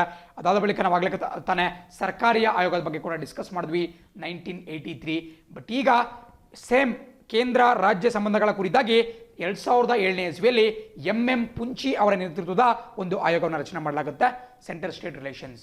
ಸೊ ವೆರಿ ಇಂಪಾರ್ಟೆಂಟ್, ಪರೀಕ್ಷೆಯಲ್ಲಿ ಕೇಳ್ತಾರೆ. ಬೇಕಾದ್ರೆ ನಾವು ಒಂದೇ ಕಡೆ ಬರ್ಕೊಂಡ್ರು ಕೂಡ ಒಳ್ಳೆಯದಾಗುತ್ತೆ. ಎಂ ಪುಂಚಿ ಅದೇ ರೀತಿ ಸರ್ಕಾರಿ ಆಯೋಗವನ್ನು. ಅದೇ ರೀತಿ ಈ ಭಾಗದಲ್ಲಿ ನಾನೇನೋ ಆಗಲೇ ಇಂದಿರಾ ಗಾಂಧಿ ಅವರ ಹತ್ಯೆ ಕುರಿತು ಮಾತಾಡಿದೆ. ಸತ್ವಂತ್ ಸಿಂಗ್ ಮತ್ತು ಬಿಯಾನ್ ಸಿಂಗ್ ಅನ್ನುವಂಥ ಅಂಗರಕ್ಷಕರಿಂದ ಅದರ ಬಗ್ಗೆ ಒಂದು ನ್ಯೂಸ್ ರಿಪೋರ್ಟ್ ಕಾಣಿಸ್ತಾ ಇದೆ. 1984ನೇ ಇಸ್ವಿ ಅಕ್ಟೋಬರ್ 31ನೇ ತಾರೀಕಿನ ನ್ಯೂಸ್ ಪೇಪರ್ ಕಟಿಂಗ್ ಇದು. ಅಮೆರಿಕದ ಪ್ರಖ್ಯಾತ ದ ವಾಷಿಂಗ್ಟನ್ ಪೋಸ್ಟ್ ಇಲ್ಲಿ ಕಾಣಿಸ್ತಾ ಇದೆ. ಸೊ ಇಂತಹ ನ್ಯೂಸ್ ಆರ್ಟಿಕಲ್ಸ್ನ ನೀವು ನೋಡೋದ್ರಿಂದ ನಿಮ್ಮ ಮೆಮೊರಿ ಚೆನ್ನಾಗಿ ಉಳಿಯುತ್ತೆ ತಲೆಯಲ್ಲಿ. ಬಿಕಾಸ್ ಬಹಳ ಒಂದು ಆಶ್ಚರ್ಯಕರ ಸಂಗತಿಗಳು ನಿಮಗೆ ಸಿಗ್ತಾ ಹೋಗ್ತವೆ. ಅದೇ ಒಂದು ಉದ್ದೇಶದಿಂದ ಸಾಕಷ್ಟು ಇಮೇಜಸ್ಗಳನ್ನು, ಆರ್ಟಿಕಲ್ಸ್ಗಳನ್ನು, ಪೇಪರ್ ಕಟಿಂಗ್ಸ್ ನಾನು ಇಲ್ಲಿ ಯೂಸ್ ಮಾಡ್ತಾ ಇರ್ತೀನಿ. ಸೊ ನೋಡಿ, ಹೆಡ್ಡಿಂಗ್ ಹೇಳ್ತಾ ಇದೆ gunmen assassinate prime minister Gandhi ಅಂತೇಳಿ, ಅಮೆರಿಕದ ಒಂದು ಪತ್ರಿಕೆ ಹೇಳಿರ್ತಕ್ಕಂತಹದ್ದು. ಆ್ಯಂಡ್ ಈ ಭಾಗದಲ್ಲಿ she is shot repeatedly 6 claim attack. ನಾನೇನು ಹೇಳಿದಾಗಲೇ ನಾನಾವತಿ ಆಯೋಗದ ಬಗ್ಗೆ ಮಾತಾಡಬೇಕಾದ್ರೆ ಸಿಖ್ಖರ ಒಂದು ಆಂಟಿ ಸಿಖ್ ರಿಯೋಟ್ಸ್, ಸಿಖ್ ವಿರೋಧಿ ದಂಗೆ ನಡೆಯುತ್ತೆ ಅಂತ ಹೇಳ್ತಾ ಇದ್ದೆ. ಅದು ಆಲ್ರೆಡಿ ಸ್ಟಾರ್ಟ್ ಆಗಿಬಿಟ್ಟಿತ್ತು ನೋಡಿ, ಸಿಖ್ ಕ್ಲೈಮ್ ಅಟ್ಯಾಕ್. ಸೊ ಆ ಹತ್ಯೆ ನಡೀತಿದ್ದಂಗೆ ದೆಹಲಿ ಆದ್ಯಂತ ಸಿಖ್ಖರ ವಿರುದ್ಧ ಸಾಕಷ್ಟು ಹಲ್ಲೆಗಳು ನಡೀತಾ ಹೋದವು, ಸಾಕಷ್ಟು ಜನರನ್ನ ಹತ್ಯೆ ಕೂಡ ಮಾಡಲಾಯಿತು. ಆ್ಯಂಡ್ ಇದನ್ನು ಏನು ಆಂಟಿ ಸಿಖ್ ರಿಯೋಟ್ಸ್ ಆಫ್ 1984 ಅಂತ ಕರೆಯಲಾಗುತ್ತೆ. ಆ್ಯಂಡ್ ನಿಮಗೆ 13ನೇ ಒಂದು ಆಯೋಗ ಕಾಣಿಸ್ತಾ ಇದೆ, ಶಾ ಕಮಿಷನ್. ನೀವಾಗಲೇ ನಾನಾವತಿ ಶಾ ಆಯೋಗವನ್ನು ನೋಡಿದ್ರಿ, ಗೋಧ್ರಾ ಹತ್ಯಾಕಾಂಡಕ್ಕೆ ಸಂಬಂಧಪಟ್ಟಂತೆ UC ಬ್ಯಾನರ್ಜಿ ಕಮಿಟಿ, ಅದೇ ರೀತಿ ನಾನಾವತಿ ಶಾ ಆಯೋಗದ ಬಗ್ಗೆ. ಬಟ್ ಈಗ ನಿಮಗೆ 1977ರ ಶಾ ಆಯೋಗ ಕಾಣಿಸ್ತಾ ಇದೆ. ಸೊ ಈಗ ಸ್ವಲ್ಪ ನಿಮಗೆ ಇಯರ್ ಕೂಡ ಇಂಪಾರ್ಟೆಂಟ್ ಆಗುತ್ತೆ, ಪರೀಕ್ಷೆಯಲ್ಲಿ ಕೇಳ್ತಾರೆ. ಶಾ ಆಯೋಗ 1977 ಅಂತ ಹೇಳಿದ್ರೆ ನೀವು ಎಮರ್ಜೆನ್ಸಿಗೆ ಟಿಕ್ ಮಾಡಬೇಕಾಗುತ್ತೆ. ನಿಮಗೆಲ್ಲ ಗೊತ್ತು, 1975-77ರ ನಡುವೆ ಇಂದಿರಾ ಗಾಂಧಿಯವರು ಸರ್ವಾಧಿಕಾರಿಯ ರೀತಿಯಲ್ಲಿ ವರ್ತನೆ ಮಾಡಿರ್ತಾರೆ ಮತ್ತು ನಮ್ಮ ದೇಶದ ಮೇಲೆ 21 ತಿಂಗಳುಗಳ ರಾಷ್ಟ್ರೀಯ ತುರ್ತು ಪರಿಸ್ಥಿತಿಯನ್ನು ಹೇರಿರ್ತಾರೆ. National emergency between 1975 and 1977. ನಮ್ಮ ದೇಶದ ಒಂದು ಕಪ್ಪು ಚುಕ್ಕೆ ಉಳ್ಕೊಂಡ್ಬಿಟ್ಟಿದೆ. ನಮ್ಮ ದೇಶದ ಏನು ಪ್ರಜಾಪ್ರಭುತ್ವ ವ್ಯವಸ್ಥೆ ಇದೆ ಅಲ್ಲಿ ಒಂದು ಕಪ್ಪು ಚುಕ್ಕಿ. ಸೊ ಎಮರ್ಜೆನ್ಸಿ ಮುಕ್ತಾಯ ಆದಮೇಲೆ ಏನು ಹೊಸ ಸರ್ಕಾರ ಅಸ್ತಿತ್ವಕ್ಕೆ ಬರುತ್ತೆ, ನಮ್ಮ ಏನು ಮುರಾರ್ಜಿ ದೇಸಾಯಿ ಅವರ ಸರ್ಕಾರ ಅಸ್ತಿತ್ವಕ್ಕೆ ಬರುತ್ತೆ, ಅವರ ಸಂದರ್ಭದಲ್ಲಿ ಈ ಶಾ ಕಮಿಷನನ್ನು ನೇಮಕ ಮಾಡಲಾಗುತ್ತೆ 1977ನಲ್ಲಿ.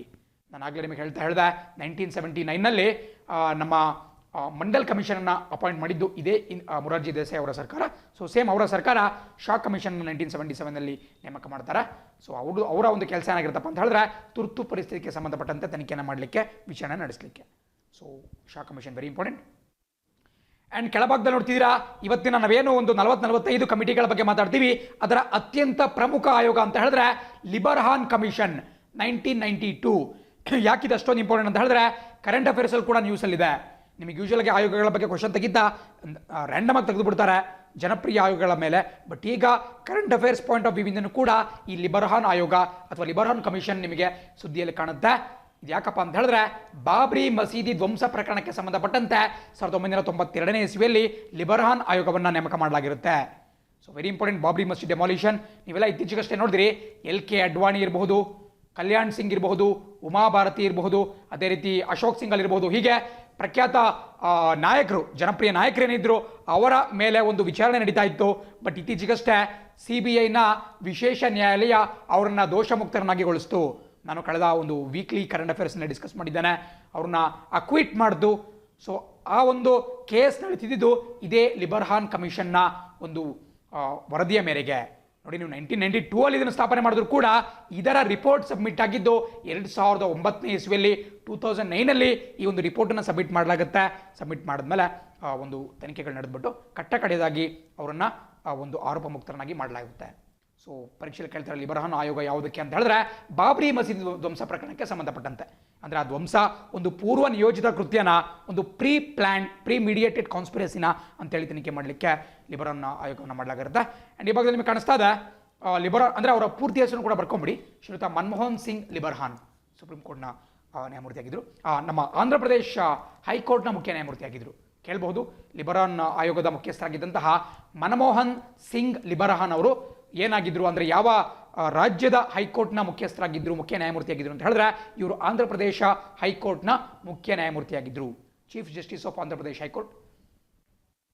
ಅದೇ ರೀತಿ ಕೆಳಭಾಗದಲ್ಲಿ ಬಿಬೇಕ್ ದೇಬ್ರಾಯ್ ಆಯೋಗವನ್ನು ನೋಡ್ತಾ ಇದ್ದಾರೆ. ಇದು ಕೂಡ ವೆರಿ ಇಂಪಾರ್ಟೆಂಟ್, ಒಂದು ಲೇಟೆಸ್ಟ್ ಕಮಿಟಿ. ಬಿಬೇಕ್ ದೇಬ್ರಾಯ್ ಬಗ್ಗೆ ಎಲ್ಲರೂ ಕೂಡ ಕೇಳಿರ್ತೀರಾ. ಇವರು ಒಬ್ಬ ಮಾಜಿ ನೀತಿ ಆಯೋಗದ ಸದಸ್ಯರು. ಬೇಸಿಕಲಿ ಬಿಬೇಕ್ ದೇಬ್ರಾಯ್ ಅಂತ ಹೇಳಿದ್ರೆ ಒಬ್ಬ ಪ್ರಖ್ಯಾತ ಎಕನಾಮಿಸ್ಟ್, ಒಬ್ಬ ಆರ್ಥಿಕ ತಜ್ಞ, ಜೊತೆಗೆ ಒಬ್ಬ ಲೇಖಕ ಕೂಡ. ಸಾಕಷ್ಟು ಪ್ರಮುಖವಾದಂತಹ ಕೃತಿಗಳನ್ನ ಕೂಡ ರಚನೆ ಮಾಡಿದ್ದಾರೆ. ಆ್ಯಂಡ್ ಬಿಬೇಕ್ ದೇಬ್ರಾಯ್ ಅವರು ನೀತಿ ಆಯೋಗದ ಸದಸ್ಯರು ಕೂಡ ಆಗಿದ್ದರು. ಬಟ್ ಈಗ ಅವರು ಪ್ರಸ್ತುತವಾಗಿ economic advisory council to the prime minister, ಅಂದರೆ ಪ್ರಧಾನಮಂತ್ರಿಗಳ ಈ ಆರ್ಥಿಕ ಸಲಹಾ ಮಂಡಳಿ ಏನಿದೆ ಆ ಮಂಡಳಿಯ ಮುಖ್ಯಸ್ಥರಾಗಿ ಕಾರ್ಯನಿರ್ವಹಣೆ ಮಾಡ್ತಿದ್ದಾರೆ. ಒಬ್ಬ ಪ್ರಖ್ಯಾತ ಒಬ್ಬ ಎಕನಾಮಿಸ್ಟ್ ಕೂಡ ಅವರು. ಸೊ ಬಿಬೇಕ್ ದೇಬ್ರಾಯ್ ಸಮಿತಿಯನ್ನು ಯಾವ ವಿಚಾರಕ್ಕೆ ಅದನ್ನು ರಚನೆ ಮಾಡಿದ್ದಾರಪ್ಪ ಅಂತ ಹೇಳಿದ್ರೆ ರೀಸ್ಟ್ರಕ್ಚರಿಂಗ್ ಆಫ್ ರೈಲ್ವೇಸ್. ನಿಮಗೆಲ್ಲ ಗೊತ್ತಿದೆ, ರೈಲ್ವೇಸಲ್ಲಿ ಸಾಕಷ್ಟು ಲಾಸ್ಗಳಾಗ್ತಾ ಇದ್ವು. ಅಲ್ಲಿ ಟಿಕೆಟ್ ದರ ಇರಬಹುದು, ಬೇರೆ ಬೇರೆ ವಿಚಾರಗಳಿದ್ದಂತೆ ಸಾಕಷ್ಟು ವಿವಾದಗಳು ಇತ್ತು. ಸೊ ಅದನ್ನು ನಿರ್ವಹಣೆ ಮಾಡಲಿಕ್ಕೆ ಯಾವ ರೀತಿ ರೈಲ್ವೆಯನ್ನು ಒಂದು ಪ್ರಾಫಿಟ್ ಮೇಕಿಂಗ್ ಎಂಟರ್ಪ್ರೈಸ್ ಮಾಡಬಹುದು ಅಂತೇಳಿ ಕೇಂದ್ರ ಸರ್ಕಾರ ಬಿಬೇಕ್ ದೇಬ್ರಾಯ್ ಅವರ ನೇತೃತ್ವದಲ್ಲಿ ಒಂದು ಆಯೋಗವನ್ನು ರಚನೆ ಮಾಡಿದ್ದು. ಸೊ ಪರೀಕ್ಷೆಯಲ್ಲಿ ಕೇಳಿದ್ರೆ ಈ ರೈಲ್ವೆ ವಲಯದ ಪುನರ್ರಚನೆ ಅಥವಾ ರೀಸ್ಟ್ರಕ್ಚರಿಂಗ್ ಆಫ್ ರೈಲ್ವೇಸ್ ಅಂತ ನೀವು ಟಿಕ್ ಮಾಡಬೇಕಾಗುತ್ತೆ. ರೈಲ್ವೇಸ್ ಅಂತ ವರ್ಡ್ ಬಂತು ಅಂದರೆ ನಿಮಗೆ ಬಿಬೇಕ್ ದೇಬ್ರಾಯ್ ಅವರು ನೆನಪಾಗಬೇಕಾಗುತ್ತೆ. ಆ್ಯಂಡ್ ಬಿಬೇಕ್ ದೇಬ್ರಾಯ್ ಅವ್ರ ಬಗ್ಗೆ ಕೂಡ ಕ್ವಶನ್ ಉಂಟಾಗಬಹುದು. ಎಕನಾಮಿಕ್ ಅಡ್ವೈಸರ್ ನಿಮಗೆ ಕಳೆದ ಒಂದು ವಿಡಿಯೋದಲ್ಲಿ ಡಿಸ್ಕಸ್ ಮಾಡಬೇಕಾದ್ರೆ ಕೃಷ್ಣಮೂರ್ತಿ ಸುಬ್ರಹ್ಮಣ್ಯಂ ಅವರು ಇರಬಹುದು, ಸಂಜೀವ್ ಸನ್ಯಾಲ್ ಇರಬಹುದು, ಅವ್ರ ಬಗ್ಗೆ ಕೂಡ ಡಿಸ್ಕಸ್ ಮಾಡಿದ್ದೆ. ಕೃಷ್ಣಮೂರ್ತಿ ಸುಬ್ರಹ್ಮಣ್ಯ ಅಂತ ಹೇಳಿದ್ರೆ ಅವರು ಚೀಫ್ ಎಕನಾಮಿಕ್ ಅಡ್ವೈಸರ್, ಅಂದರೆ ನಮ್ಮ ಭಾರತೀಯ ಸರ್ಕಾರಕ್ಕೆ, ಕೇಂದ್ರ ಸರ್ಕಾರಕ್ಕೆ ಅವರು ಮುಖ್ಯ ಆರ್ಥಿಕ ಸಲಹೆಗಾರರಾಗಿರ್ತಾರೆ. ಅದೇ ರೀತಿ ಸಂಜೀವ್ ಸನ್ಯಾಲ್ ಅವರು ಬಂದ್ಬಿಟ್ಟು ನಿಮಗೆ ನಮ್ಮ ಹಣಕಾಸು ಇಲಾಖೆ, ಮಿನಿಸ್ಟ್ರಿ ಆಫ್ ಫೈನಾನ್ಸ್ ಏನಿರುತ್ತೆ ಅವರಿಗೆ ಇವರು ಹಣಕಾಸು ಸಚಿವಾಲಯಕ್ಕೆ ಒಬ್ಬ ಅಡ್ವೈಸರ್ ಆಗಿರ್ತಾರೆ, ಆರ್ಥಿಕ ಸಲಹೆಗಾರರಾಗಿರ್ತಾರೆ. ಬಟ್ ನಾವೀಗ ಮಾತಾಡ್ತಿರ್ತಕ್ಕಂತಹದ್ದು ಬಿಬೇಕ್ ದೇಬ್ರಾಯ್. ಇವರು ಪ್ರಧಾನಮಂತ್ರಿಗಳ ಆರ್ಥಿಕ ವ್ಯವಹಾರಗಳ ಅಥವಾ ಆರ್ಥಿಕ ವಿಚಾರಕ್ಕೆ ಸಂಬಂಧಪಟ್ಟಂಥ ಒಂದು ಅಡ್ವೈಸರಿ ಕೌನ್ಸಿಲ್ ಏನಿರುತ್ತೆ, ಸಲಹಾ ಮಂಡಳಿ ಏನಿರುತ್ತೆ, ಅದಕ್ಕೆ ಮುಖ್ಯಸ್ಥರಾಗಿದ್ದಾರೆ. ಅಂಡ್ ಅಷ್ಟೇ ಅಲ್ಲ, ಇವರು ಪ್ರಸಕ್ತವಾಗಿ ಕೋಲ್ಕತ್ತಾದಲ್ಲಿ ಕಂಡುಬರ್ತಕ್ಕಂತಹ ಇಂಡಿಯನ್ ಸ್ಟ್ಯಾಟಿಕಲ್ ಇನ್ಸ್ಟಿಟ್ಯೂಟ್ ISI, ನಾವೇನು ಭಾರತೀಯ ಸಾಂಖ್ಯಿಕ ಸಂಸ್ಥೆ ಅಂತ ಕರಿತೀವಿ, ಅದರ ಮುಖ್ಯಸ್ಥರು ಕೂಡ ಆಗಿದ್ದಾರೆ. ಅದರ ಪ್ರೆಸಿಡೆಂಟ್ ಕೂಡ ಬಿಬೇಕ್ ದೇಬ್ರಾಯ್ ಅವರಾಗಿದ್ದಾರೆ. ಆ್ಯಂಡ್ ಅವರ ಫೋಟೋ ನಿಮಗೆ ಇಲ್ಲಿ ಕಾಣಿಸ್ಕೊಳ್ತಾ ಇದೆ. ಜಸ್ಟ್ ಅವ್ರು ಯಾರು ಅಂತ ಗೊತ್ತಿರಬೇಕಾಗುತ್ತೆ. ನೀವು ಮಾಜಿ ನೀತಿ ಆಯೋಗನ ಸದಸ್ಯರು. ಆ್ಯಂಡ್ 16ನೇ ಸಮಿತಿ ನಿಮಗೆ ಬಿಮಲ್ ಜಲನ್ ಕಮಿಟಿ ಕಾಣಿಸ್ಕೊಳ್ತಾ ಇದೆ 2018ರಲ್ಲಿ. ಇದು ಕೂಡ ಒಂದು ಲೇಟೆಸ್ಟ್ ಕಮಿಟಿ. ಹಾಗೆ ನೋಡಿದ್ರೆ ಬಿಮಲ್ ಜಲನ್ ಅವರ ನೇತೃತ್ವದಲ್ಲಿ ಬೇರೆ ಬೇರೆ ಕಮಿಟಿಗಳನ್ನು ನಿಮಗೆ ನೇಮಕ ಮಾಡಲಾಗಿರುತ್ತೆ. ಅದರಲ್ಲಿ ಪ್ರಮುಖವಾಗಿರ್ತಕ್ಕಂತಹದ್ದು to review the current economic capital framework. So ನಿಮಗೆಲ್ಲ ಒಂದು ವಿಚಾರ ಗೊತ್ತಿರಬೇಕು, 2018-19ರಲ್ಲಿ ಒಂದು ಸುದ್ದಿ ಬಹಳಷ್ಟು ಸದ್ದು ಮಾಡ್ತಾ ಇತ್ತು. ಅದೇನಪ್ಪ ಅಂತ ಹೇಳಿದ್ರೆ RBI ಬಳಿ ಉಳಿದಿರ್ತಕ್ಕಂತಹ ಸರ್ಪ್ಲಸ್ ಅಂದ್ರೇನು ಅಂದರೆ ಏನು ನಿಮಗೆ ಎಕ್ಸ್ಟ್ರಾ ಬಫರ್ ಉಳಿದಿರುತ್ತೆ, ಅದನ್ನು ನಾವು ಸರ್ಪ್ಲಸ್ ಅಂತ ಕರಿತೀವಿ. ಸೊ ಸರ್ಪ್ಲಸ್ ಫಂಡನ್ನು ಕೇಂದ್ರ ಸರ್ಕಾರಕ್ಕೆ ಟ್ರಾನ್ಸ್ಫರ್ ಮಾಡಬೇಕು ಅಂತೇಳಿ ಕೇಳ್ಕೊಳ್ಳಾಗ್ತಿದ್ದು. ಸೊ ಹಾಗಾಗಿ ಬಿಮಲ್ ಜಲನ್ ಆಯೋಗವನ್ನು ರಚನೆ ಮಾಡಲಾಗುತ್ತೆ. ಆ್ಯಂಡ್ ಇವರು ಕೊಟ್ಟಂತಹ ಒಂದು ಶಿಫಾರಸಿನ ಮೇರೆಗೆ 1,76,000 ಕೋಟಿ ರೂಪಾಯಿಗಳನ್ನು 1,76,000 crore ರೂಪೀಸನ್ನು ನಮ್ಮ ಕೇಂದ್ರ ಸರ್ಕಾರಕ್ಕೆ RBI ಹಸ್ತಾಂತರ ಮಾಡುತ್ತೆ, ವರ್ಗಾವಣೆ ಮಾಡುತ್ತೆ. ಸೊ ಅದನ್ನು ನಾವು ಈ ಕ್ಯಾಪಿಟಲ್ ಫ್ರೇಮ್ವರ್ಕ್ ಅಂತ ಕರಿತೀವಿ. ಸೊ ಅದನ್ನು ನೋಡ್ಕೊಳ್ಳಲಿಕ್ಕೆ ಬಿಮಲ್ ಜಲನ್ ಅವರ ನೇತೃತ್ವದ ಒಂದು ಆಯೋಗ ರಚನೆ ಮಾಡಲಾಗಿದ್ದು. ಆ್ಯಂಡ್ ಬಿಮಲ್ ಜಲನ್ ನಿಮಗೆಲ್ಲ ಗೊತ್ತಿರಬೇಕು, ಇವರು ಕೂಡ ನಿವೃತ್ತ RBI ಗವರ್ನರ್. ಪ್ರಸಕ್ತವಾಗಿ ಶಕ್ತಿಕಾಂತ್ ದಾಸ್ ಅವರು RBI ಗವರ್ನರ್ ಆಗಿದ್ದಾರೆ. ಹಿಂದೆ ಬಿಮಲ್ ಜಲನ್ ಅವರು RBI ಗವರ್ನರ್ ಆಗಿದ್ದರು. ಸೊ RBIನ ಎಲ್ಲ ವಿಚಾರಗಳು ಅವ್ರಿಗೆ ಗೊತ್ತಿದ್ದು. ಹಾಗಾಗಿ ನಿವೃತ್ತ RBI ಗವರ್ನರ್ ಬಿಮಲ್ ಜಲನ್ ಅವ್ರನ್ನೇ ಈ ಒಂದು ಸಮಿತಿಗೆ ಮುಖ್ಯಸ್ಥರಾಗಿ ನೇಮಕ ಮಾಡಲಾಗಿತ್ತು. ಆ್ಯಂಡ್ ಇವರು ನಮ್ಮ RBI ಬಳಿ ಇರತಕ್ಕಂತಹ ಸರ್ಪ್ಲಸ್ ಫಂಡ್ ಏನಿದೆ, ಸರ್ಪ್ಲಸ್ ಅಂದರೆ ನಾನಾಗ ಹೇಳ್ದಂಗೆ ಈ ಅಡಿಷ್ನಲ್ ಹೆಚ್ಚುವರಿ ಒಂದು ಹಣ ಏನು ಉಳಿದಿದೆ ಆ ಒಂದು ರೆವೆನ್ಯೂವನ್ನು ಸರ್ಕಾರಕ್ಕೆ ವರ್ಗಾವಣೆ ಮಾಡಲಿಕ್ಕೆ ಸೂಚನೆಯನ್ನು ಕೊಟ್ಟರು. ಆ್ಯಂಡ್ ಕೆಳಭಾಗದಲ್ಲಿ ಬೇಸೆಲ್ ಕಮಿಟಿ ಕಾಣಿಸ್ಕೊಳ್ತಾ ಇದೆ. ಇದರ ಹೆಸರೇ ಬೇಸೆಲ್ ಕಮಿಟಿ ಆನ್ ಬ್ಯಾಂಕಿಂಗ್ ಸೂಪರ್ವಿಷನ್. ನಿಮಗೆ ಬೇಸೆಲ್ ಅಂದ ತಕ್ಷಣವೇ ಬ್ಯಾಂಕ್ಗಳು ನೆನಪಾಗಬೇಕು. ಯಾಕಪ್ಪ ಅಂತ ಹೇಳಿದ್ರೆ ಬೇಸೆಲ್ ಅಂತಕ್ಕಂತಹದ್ದು ಸ್ವಿಟ್ಜರ್ಲೆಂಡ್ನಲ್ಲಿ ಬರ್ತಕ್ಕಂತಹ, ಸ್ವಿಟ್ಜರ್ಲೆಂಡ್ ದೇಶದಲ್ಲಿ ಬರ್ತಕ್ಕಂತಹ ಒಂದು ನಗರ. ಅಲ್ಲಿ ಬೇಸೆಲ್ 1, ಬೇಸೆಲ್ 2, ಬೇಸೆಲ್ 3 ಅನ್ನುವಂತಹ ನಾರ್ಮ್ಸ್ಗಳು ಬರ್ತಾ ಹೋಗ್ತವೆ. ಅದನ್ನು ನಾವು ಬೇಸೆಲ್ ನಾರ್ಮ್ಸ್ ಅಂತ ಕರಿತೀವಿ. ಬೇಸೆಲ್ ನಾರ್ಮ್ಸ್ ಅಂದರೆ ಬ್ಯಾಂಕಿಂಗ್ ಕ್ಷೇತ್ರದಲ್ಲಿ ಸುಧಾರಣೆಗಳು, ರಿಫಾರ್ಮ್ಸ್ ಇನ್ ಬ್ಯಾಂಕಿಂಗ್ ಸೆಕ್ಟರ್ಗೆ ಸಂಬಂಧಪಟ್ಟಂಥ ವಿಚಾರಗಳು. ಸೊ ಹಾಗಾಗಿ ಬೇಸೆಲ್ ಕಮಿಟಿ ಅಂತ ಹೇಳಿದ್ರೆ ನಿಮಗೆ ತಕ್ಷಣಕ್ಕೆ ಬ್ಯಾಂಕಿಂಗ್ ಸೂಪರ್ವಿಷನ್ ಅಂತ ನೆನಪಾಗಬೇಕಾಗುತ್ತೆ. ಬ್ಯಾಂಕಿಂಗ್ ವಲಯ ನೆನಪಾದರೂ ಕೂಡ ಸಾಕು, ನೀವು ಈಸಿಯಾಗಿ ಟಿಕ್ ಮಾಡ್ಬೋದು. ಆ್ಯಂಡ್ ಕೆಳಭಾಗದಲ್ಲಿ ಸಿ ರಂಗರಾಜನ್ ಸಮಿತಿಯನ್ನು ನೋಡ್ತಾ ಇದ್ದೀರಾ. ಇದು ಕೂಡ ವೆರಿ ಇಂಪಾರ್ಟೆಂಟ್. ನಾನು ಆಗಲೇ ಹೇಳ್ದಂಗೆ ಏನು ಬಿಮಲ್ ಜಲಾನ್ ಅವ್ರ ಬಗ್ಗೆ ಮಾತಾಡ್ತಿದ್ದೆ, ಸಿ ರಂಗರಾಜನ್ ಅವರು ಕೂಡ ಒಬ್ಬ ಮಾಜಿ RBIನ ಗವರ್ನರ್ ಆಗಿದ್ದವರು. ಸೊ ಯಾಕೆ ಸಿ ರಂಗರಾಜನ್ ಸಮಿತಿಯನ್ನು ನೇಮಕ ಮಾಡಲಾಗುತ್ತಪ್ಪ ಅಂತ ಹೇಳಿದ್ರೆ, ನೋಡಿ ಒಂದು ವಿಚಾರ ಬಿಟ್ಕೊಳ್ಳಿ, ರಂಗರಾಜನ್ ಅವರ ಬೇರೆ ಬೇರೆ ಸಮಿತಿಗಳು ಬರುತ್ತೆ. ಮುಂದಿನ ಸ್ಲೈಡ್ನಲ್ಲೂ ಕೂಡ ಮತ್ತಷ್ಟು ಸಮಿತಿಗಳ ಬಗ್ಗೆ ನಾನು ಡಿಸ್ಕಸ್ ಮಾಡ್ತೀನಿ. ಬಟ್ ಈಗ ನಾವು ಮಾತಾಡ್ತಿರ್ತಕ್ಕಂತಹದ್ದು to assess methodology for poverty measurement. ಅಂದರೆ ನಮ್ಮ ದೇಶದಲ್ಲಿ ಬಡತನವನ್ನು, ಪಾವರ್ಟಿಯನ್ನು ಮೆಜರ್ ನಾವೇನು ಮಾಡ್ತೀವಿ ಅಂದರೆ ಗುರುತು ಮಾಡ್ತೀವಿ, ಅದನ್ನು ಯಾವ ಆಧಾರದ ಮೇಲೆಗೆ ಗುರುತು ಮಾಡಬೇಕು ಅಂತ ಹೇಳಿ ಸಿ ರಂಗರಾಜನ್ ಸಮಿತಿಯನ್ನು ನಾವು ರಚನೆ ಮಾಡಿದ್ವಿ. ಸೊ ಅದು ಬಹಳ ಪ್ರಮುಖವಾಗಿ ಗೊತ್ತಿರಬೇಕಾಗುತ್ತೆ. ಸೊ ಸಿ ರಂಗರಾಜನ್ ಸಮಿತಿಯ ಅಥವಾ ಆಯೋಗದ ಶಿಫಾರಸ್ಸಿನ ಮೇರೆಗೆ ಈ ಬಡತನವನ್ನು ನಾವು ನಿರ್ಣಯ ಮಾಡ್ತೀವಿ. ಒಬ್ಬ ವ್ಯಕ್ತಿ ಬಡವ ಹೌದೋ ಇಲ್ಲೋ ಅನ್ನೋದನ್ನು ಇವರು ಕೊಟ್ಟಂತಹ ಮೆಥಡಾಲಜಿ ಮೇಲೆ ನಾವು ಡಿಟರ್ಮಿನ್ ಮಾಡ್ತಾ ಹೋಗ್ತೀವಿ. ಆ್ಯಂಡ್ ಮುಂದೆ ಸುರೇಶ್ ತೆಂಡೂಲ್ಕರ್ ಸಮಿತಿ ಕೂಡ ಬರ್ತಾ ಹೋಗುತ್ತೆ. ಅವರು ಕೂಡ ಒಬ್ಬ ಅರ್ಥಶಾಸ್ತ್ರಜ್ಞ. ಅವರು ಕೂಡ ಈ ಬಡತನ ರೇಖೆಯನ್ನು ಡಿಫೈನ್ ಮಾಡ್ತಾರೆ. ಅದು ಮುಂಬರ್ತಕ್ಕಂತಹ ಸ್ಲೈಡ್ನಲ್ಲಿ ಬರುತ್ತೆ. ಬಟ್ ಪ್ರಸಕ್ತವಾಗಿ ರಂಗರಾಜನ್ ಸಮಿತಿ ಯಾವ ವಿಚಾರಕ್ಕಪ್ಪ ಅಂತ ಹೇಳಿದ್ರೆ, ಈ ಬಡತನವನ್ನು ಗುರುತಿಸಲಿಕ್ಕೆ ಬಳಸ್ತಕ್ಕಂತಹ ಒಂದು ಮೆಥಡಾಲಜಿ ಏನಿದೆ ಅದನ್ನು ಅಧ್ಯಯನ ಮಾಡಲಿಕ್ಕೆ ರಂಗರಾಜನ್ ಸಮಿತಿಯನ್ನು ಮಾಡಲಾಗಿತ್ತು. ಇವರು ಕೂಡ ಒಬ್ಬ ಮಾಜಿ RBIನ ಗವರ್ನರ್ ಆಗಿದ್ದರು. ಆ್ಯಂಡ್ 19ನೇದು AK ಮಾಥುರ್ ಆಯೋಗ. ಬಹಳ ಜನ ಕನ್ಫ್ಯೂಸ್ ಮಾಡ್ಕೋಬಹುದು. RK ಮಾಥುರ್ ಅಂತ ಕನ್ಫ್ಯೂಸ್ ಮಾಡ್ಕೊಳ್ತೀರಾ.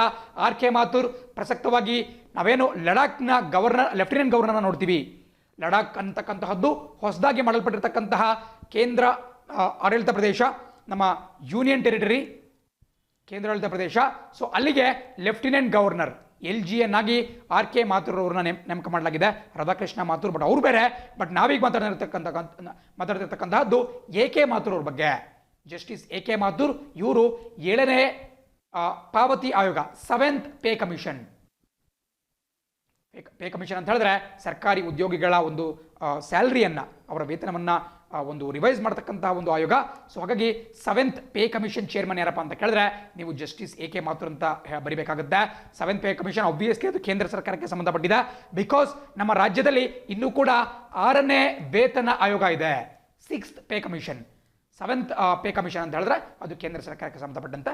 ಅದರ ಮುಖ್ಯಸ್ಥರು ಜಸ್ಟಿಸ್ AK ಮಾಥುರ್ ಅವರು. ಬಟ್ ಇವರು RK ಮಾಥುರ್ ಜೊತೆ ಕನ್ಫ್ಯೂಸ್ ಮಾಡ್ಕೋಬೇಡಿ. ಅದೇ ರೀತಿ ನಾವು ಕರ್ನಾಟಕದ ಒಂದು ಆಯೋಗವನ್ನು ಕೂಡ ನೋಡೋಣ. ಕರ್ನಾಟಕದ 6ನೇ ವೇತನ ಆಯೋಗ, 6th pay commission of Karnataka. ಇದರ ಮುಖ್ಯಸ್ಥರು ಯಾರು ಅಂತ ಹೇಳಿದ್ರೆ ಶ್ರೀಯುತ MR ಶ್ರೀನಿವಾಸ ಮೂರ್ತಿ. ಈ ಒಂದು ಪ್ರಶ್ನೆ ಕೂಡ ಕಳೆದ ಬಾರಿ ನಡೆದಂತಹ FDI SDA ಪರೀಕ್ಷೆ ಬಂದಿತ್ತು. ಪದೇ ಪದೇ ಕೇಳ್ತಾ ಇರ್ತಾರೆ. 7th ಪೇ ಕಮಿಷನ್ ಕೇಂದ್ರ ಸರ್ಕಾರದ್ದು, ಅದಕ್ಕೆ AK ಮಾಥುರ್ ಅವರು ಮುಖ್ಯಸ್ಥರಾದರೆ ಕರ್ನಾಟಕದಲ್ಲಿರತಕ್ಕಂತಹ 6ನೇ ವೇತನ ಆಯೋಗ ಅಥವಾ 6th ಪೇ ಕಮಿಷನ್ನ ಮುಖ್ಯಸ್ಥರು ಶ್ರೀಯುತ MR ಶ್ರೀನಿವಾಸ ಮೂರ್ತಿ. ಇವರು ಈ ತುಟ್ಟಿ ಭತ್ಯೆ ಇರಬಹುದು, ಡಿಯರ್ನೆಸ್ ಅಲವೆನ್ಸ್ ಇರಬಹುದು, ಅಥವಾ ಬೇಸಿಕ್ ಪೇ ಇರಬಹುದು, ಅವುಗಳನ್ನ ರಿವೈಸ್ ಮಾಡುವಂಥ ಚಿತ್ತವನ್ನು ಹರಿಸ್ತಾರೆ. ಆ್ಯಂಡ್ 20ನೇದಾಗಿ ನಿಮಗೆ ಇರಾನಿ ಕಮಿಟಿ ಕಾಣಿಸ್ತಾ ಇದೆ. ಇರಾನಿ ಆಯೋಗ JJ ಇರಾನಿ ಅವರ ನೇತೃತ್ವದಲ್ಲಿ ಈ ಒಂದು ಆಯೋಗವನ್ನು ಮಾಡಲಾಗಿತ್ತು. ಇದು ಕಂಪನಿ ಲಾಸ್. ಕಂಪನಿ ಲಾಸ್ ಅಂದ್ರೆ ಏನು ನಿಮಗೆಲ್ಲ ಗೊತ್ತು. 1956ನಲ್ಲೇ ಕಂಪನೀಸ್ ಲಾ ಆ್ಯಕ್ಟ್ ಬರುತ್ತೆ. ಅದೇ ರೀತಿ 2003ನೇ ಇಸ್ವಿಯಲ್ಲೂ ಕೂಡ ಕಂಪನಿಗಳ ಕಾಯ್ದೆ, ಕಂಪನೀಸ್ ಆ್ಯಕ್ಟ್ ಬಂದಿರುತ್ತೆ. ಸೊ ಈ ಆ್ಯಕ್ಟ್ಗಳು ನಾವೇನು ಕಾರ್ಪೊರೇಟ್ ವ್ಯವಹಾರಗಳನ್ನ ನೋಡ್ತೀವಿ, ಕಂಪನಿಗಳ ವ್ಯವಹಾರಗಳು, ಅದರಲ್ಲಿ ಸುಧಾರಣೆಗಳನ್ನ ತರಲಿಕ್ಕೆ, ಆ ಒಂದು ಕಾನೂನಿನಲ್ಲಿ ಸುಧಾರಣೆ ತರುವಂತಹ ದೃಷ್ಟಿಯಿಂದ JJ ಇರಾನಿ ಕಮಿಟಿಯನ್ನು ನೇಮಕ ಮಾಡಲಾಗಿರುತ್ತೆ 2005ನೇ ಇಸ್ವಿಯಲ್ಲಿ. ಅದು ಕೂಡ 2004ನೇ ಇಸ್ವಿಯಲ್ಲಿ ಅದು ಕೂಡ ಬಹಳ ಪ್ರಮುಖವಾಗಿರುತ್ತೆ. ಸೊ ಕಂಪನೀಸ್ ಲಾ ಅಂತ ನೆನ್ಪಿಟ್ಕೊಂಬಿಡಿ ಸಾಕು, ಬೇರೇನೂ ತಲೆ ಕೆಡಿಸ್ಕೊಳ್ಳೋಂತಿಲ್ಲ. ಇರಾನಿ ಆಯೋಗ ಬಂದರೆ ಅಥವಾ ಇರಾನಿ ಸಮಿತಿ ಬಂದರೆ ನೀವು ಕಂಪನಿ ಕಾನೂನು, ಕಂಪನಿ ಲಾ ಅಂತೇಳಿ ಟಿಕ್ ಮಾಡಬೇಕಾಗುತ್ತೆ. ಆ್ಯಂಡ್ ಕೆಳಭಾಗದಲ್ಲಿ K ಕಸ್ತೂರಿರಂಗನ್ ಕಮಿಟಿ ಕಾಣಿಸ್ಕೊಳ್ತಾ ಇದೆ. ಇದು ಕೂಡ ವೆರಿ ಇಂಪಾರ್ಟೆಂಟ್. K ಕಸ್ತೂರಿರಂಗನ್ ಅಂದರೆ ಫಾರ್ಮರ್ ಇಸ್ರೋ ಪ್ರೆಸಿಡೆಂಟ್. 1994ನೇ ಇಸ್ವಿಯಿಂದ 2003ನೇ ಇಸ್ವಿವರೆಗೂ 2003ವರೆಗೂ ಕೂಡ K ಕಸ್ತೂರಿರಂಗನ್ ಅವರು ನಮ್ಮ ಇಸ್ರೋದ ಚೇರ್ಮನ್ ಆಗಿರ್ತಾರೆ. ಸೊ ಹಾಗಾಗಿ ಬಹಳ ಪ್ರಮುಖವಾಗಿ ಇವ್ರ ಬಗ್ಗೆ ಗೊತ್ತಿರಬೇಕಾಗುತ್ತೆ. ಮೂಲತಃ ಕೇರಳದವರು, ಬಟ್ ಇವರು ಬೇರೆ ಬೇರೆ ಸಮಿತಿಗಳ ಅಧ್ಯಕ್ಷರಾಗಿರ್ತಾರೆ. ನಾವಿಲ್ಲಿ ಡಿಸ್ಕಸ್ ಮಾಡ್ತಿರ್ತಕ್ಕಂತಹದ್ದು ನ್ಯಾಷನಲ್ ಎಜುಕೇಷನ್ ಪಾಲಿಸಿ. ನಾವೇನು ಕಳೆದ ಕೆಲವು ತಿಂಗಳುಗಳ ಮುಂಚೆ ರಾಷ್ಟ್ರೀಯ ಶಿಕ್ಷಣ ನೀತಿಯ ಕುರಿತು ಡಿಸ್ಕಸ್ ಮಾಡಿದ್ವಿ. ಅದ್ರ ಬಗ್ಗೆ ತುಂಬ ವೈಡಾಗಿ ನಾವು ಡಿಸ್ಕಸ್ ಮಾಡಿದ್ದೇವೆ ಹಿಂದಿನ ವಿಡಿಯೋಗಳಲ್ಲಿ. ಸೊ ರಾಷ್ಟ್ರೀಯ ಏನು ಹೊಸ ಶೈಕ್ಷಣಿಕ ಶಿಕ್ಷಣ ಪಾಲಿಸಿ ಇದೆ, ನೀತಿ ಇದೆ, ಇದನ್ನು ಜಾರಿಗೆ ತಂದಿದ್ದು ಇದೇ ಕೆ ಕಸ್ತೂರಿ ರಂಗನ್ ಅವರ ಸಮಿತಿಯ ವರದಿಯ ಮೇರೆಗೆ. ಬಟ್ ಇಷ್ಟಕ್ಕೆ ಇದು ಎಂಡಾಗಲ್ಲ. ಕಸ್ತೂರಿ ರಂಗನ್ ಅವರು ಪಶ್ಚಿಮ ಘಟ್ಟಗಳ ಮೇಲಿನ ಸಮಿತಿಯ ಅಧ್ಯಕ್ಷರು ಕೂಡ ಆಗಿರ್ತಾರೆ. ಅಷ್ಟೇ ಯಾಕೆ, ಕರ್ನಾಟಕ ನಾಲೆಡ್ಜ್ ಕಮಿಷನ್, ಕರ್ನಾಟಕ ರಾಜ್ಯ ಸರ್ಕಾರ ನೇಮಕ ಮಾಡಿದಂತಹ ಜ್ಞಾನ ಆಯೋಗ, ನಾಲೆಡ್ಜ್ ಕಮಿಷನ್ನ ಮುಖ್ಯಸ್ಥರು ಕೂಡ ಇದೇ ಕಸ್ತೂರಿ ರಂಗನ್ ಅವರಾಗಿರ್ತಾರೆ.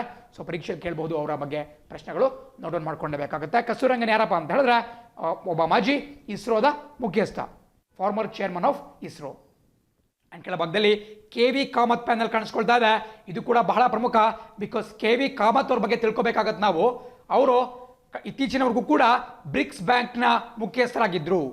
ಬ್ರಿಕ್ಸ್ ಬ್ಯಾಂಕ್ ಅಂದ್ರೆ ಏನು ನಿಮಗೆಲ್ಲ ಗೊತ್ತಿದೆ. ಎನ್ ಡಿ ಬಿ ಅಂದರೆ ನ್ಯೂ ಡೆವಲಪ್ಮೆಂಟ್ ಬ್ಯಾಂಕ್, ಹೊಸ ಅಭಿವೃದ್ಧಿ ಬ್ಯಾಂಕ್ ಅಂತ ಹೇಳಿ ಈ ಒಂದು ಬ್ಯಾಂಕ್ನ ಹೆಸರನ್ನ ಚೂಸ್ ಮಾಡಿದ್ದೆ ನಮ್ಮ ಪ್ರಧಾನಮಂತ್ರಿ ನರೇಂದ್ರ ಮೋದಿ ಅವರು. ಇದು ನಾವು ಬ್ರಿಕ್ಸ್ ಬ್ಯಾಂಕ್ ಅಂತ ಕೂಡ ಕರೆಯಲಾಗುತ್ತೆ. ಬಿಕಾಸ್ ಬ್ರಿಕ್ಸ್ ಒಕ್ಕೂಟ ಏನಿದೆ, ಬ್ರೆಜಿಲ್, ರಷ್ಯಾ, ಇಂಡಿಯಾ, ಚೈನಾ ಮತ್ತು ಸೌತ್ ಆಫ್ರಿಕಾ, ಈ 5 ದೇಶಗಳು ಸೇರ್ಕೊಂಡು ಮಾಡ್ಕೊಂಡಂತಹ ಬ್ರಿಕ್ಸ್ ಒಕ್ಕೂಟ ಏನಿದೆ, ಅದಕ್ಕೆ ಸಂಬಂಧಪಟ್ಟಂತಹ ಒಂದು ಬ್ಯಾಂಕ್ ಇದೆ. ಆ ಬ್ಯಾಂಕನ್ನು ನಾವು ಬ್ರಿಕ್ಸ್ ಬ್ಯಾಂಕ್ ಅಥವಾ NDB ಅಂತ ಕರಿತೀವಿ, ಏನು ನ್ಯೂ ಡೆವಲಪ್ಮೆಂಟ್ ಬ್ಯಾಂಕ್. ಆ್ಯಂಡ್ ಆ ಬ್ಯಾಂಕ್ನ ಮೊಟ್ಟ ಮೊದಲ ಚೇರ್ಮನ್ ಆಗಿದ್ದು ಬೇರೆ ಯಾರೂ ಅಲ್ಲ, ಭಾರತದ ಸ್ಪೆಷಲಿ ಕರ್ನಾಟಕದವರಾದಂತಹ ಒಬ್ಬ ಹಿರಿಯ ಬ್ಯಾಂಕರ್ ಕೆ ವಿ ಕಾಮತ್ ಅವರು. ಆ್ಯಂಡ್ ಇದೇ ಕೆ ವಿ ಕಾಮತ್ ಅವರ ನೇತೃತ್ವದಲ್ಲಿ ಒಂದು ಪ್ಯಾನಲ್ ಅಂದ್ರೇನು, ಒಂದು ಸಮಿತಿ ಅಂತ ಕರಿಬಹುದು ಅಥವಾ ಒಂದು ತಂಡ ಅಂತ ಕರಿಬಹುದು. ಸೊ ಕೆ ವಿ ಕಾಮತ್ ಅವರ ಹೆಸರಲ್ಲಿ, ಅವರ ನೇತೃತ್ವದಲ್ಲಿ ಒಂದು ಪ್ಯಾನಲನ್ನು ನಮ್ಮ RBI ನೇಮಕ ಮಾಡಿರುತ್ತೆ, ರಿಸರ್ವ್ ಬ್ಯಾಂಕ್ ಆಫ್ ಇಂಡಿಯಾ. ಇದು ನಮ್ಮ ಕೇಂದ್ರ ಸರ್ಕಾರ ಮಾಡಲ್ಲ, RBI ಮಾಡ್ತಕ್ಕಂತಹದ್ದು. ಯಾವ ವಿಚಾರಕ್ಕೆ ಸಂಬಂಧಪಟ್ಟಂಗೆ ಅಂತ ಹೇಳಿದ್ರೆ MSME ಸೆಕ್ಟರ್. MSME ಬಗ್ಗೆ ಹಿಂದೆಲ್ಲ ಹೇಳಿದೆ ನಿಮಗೆ.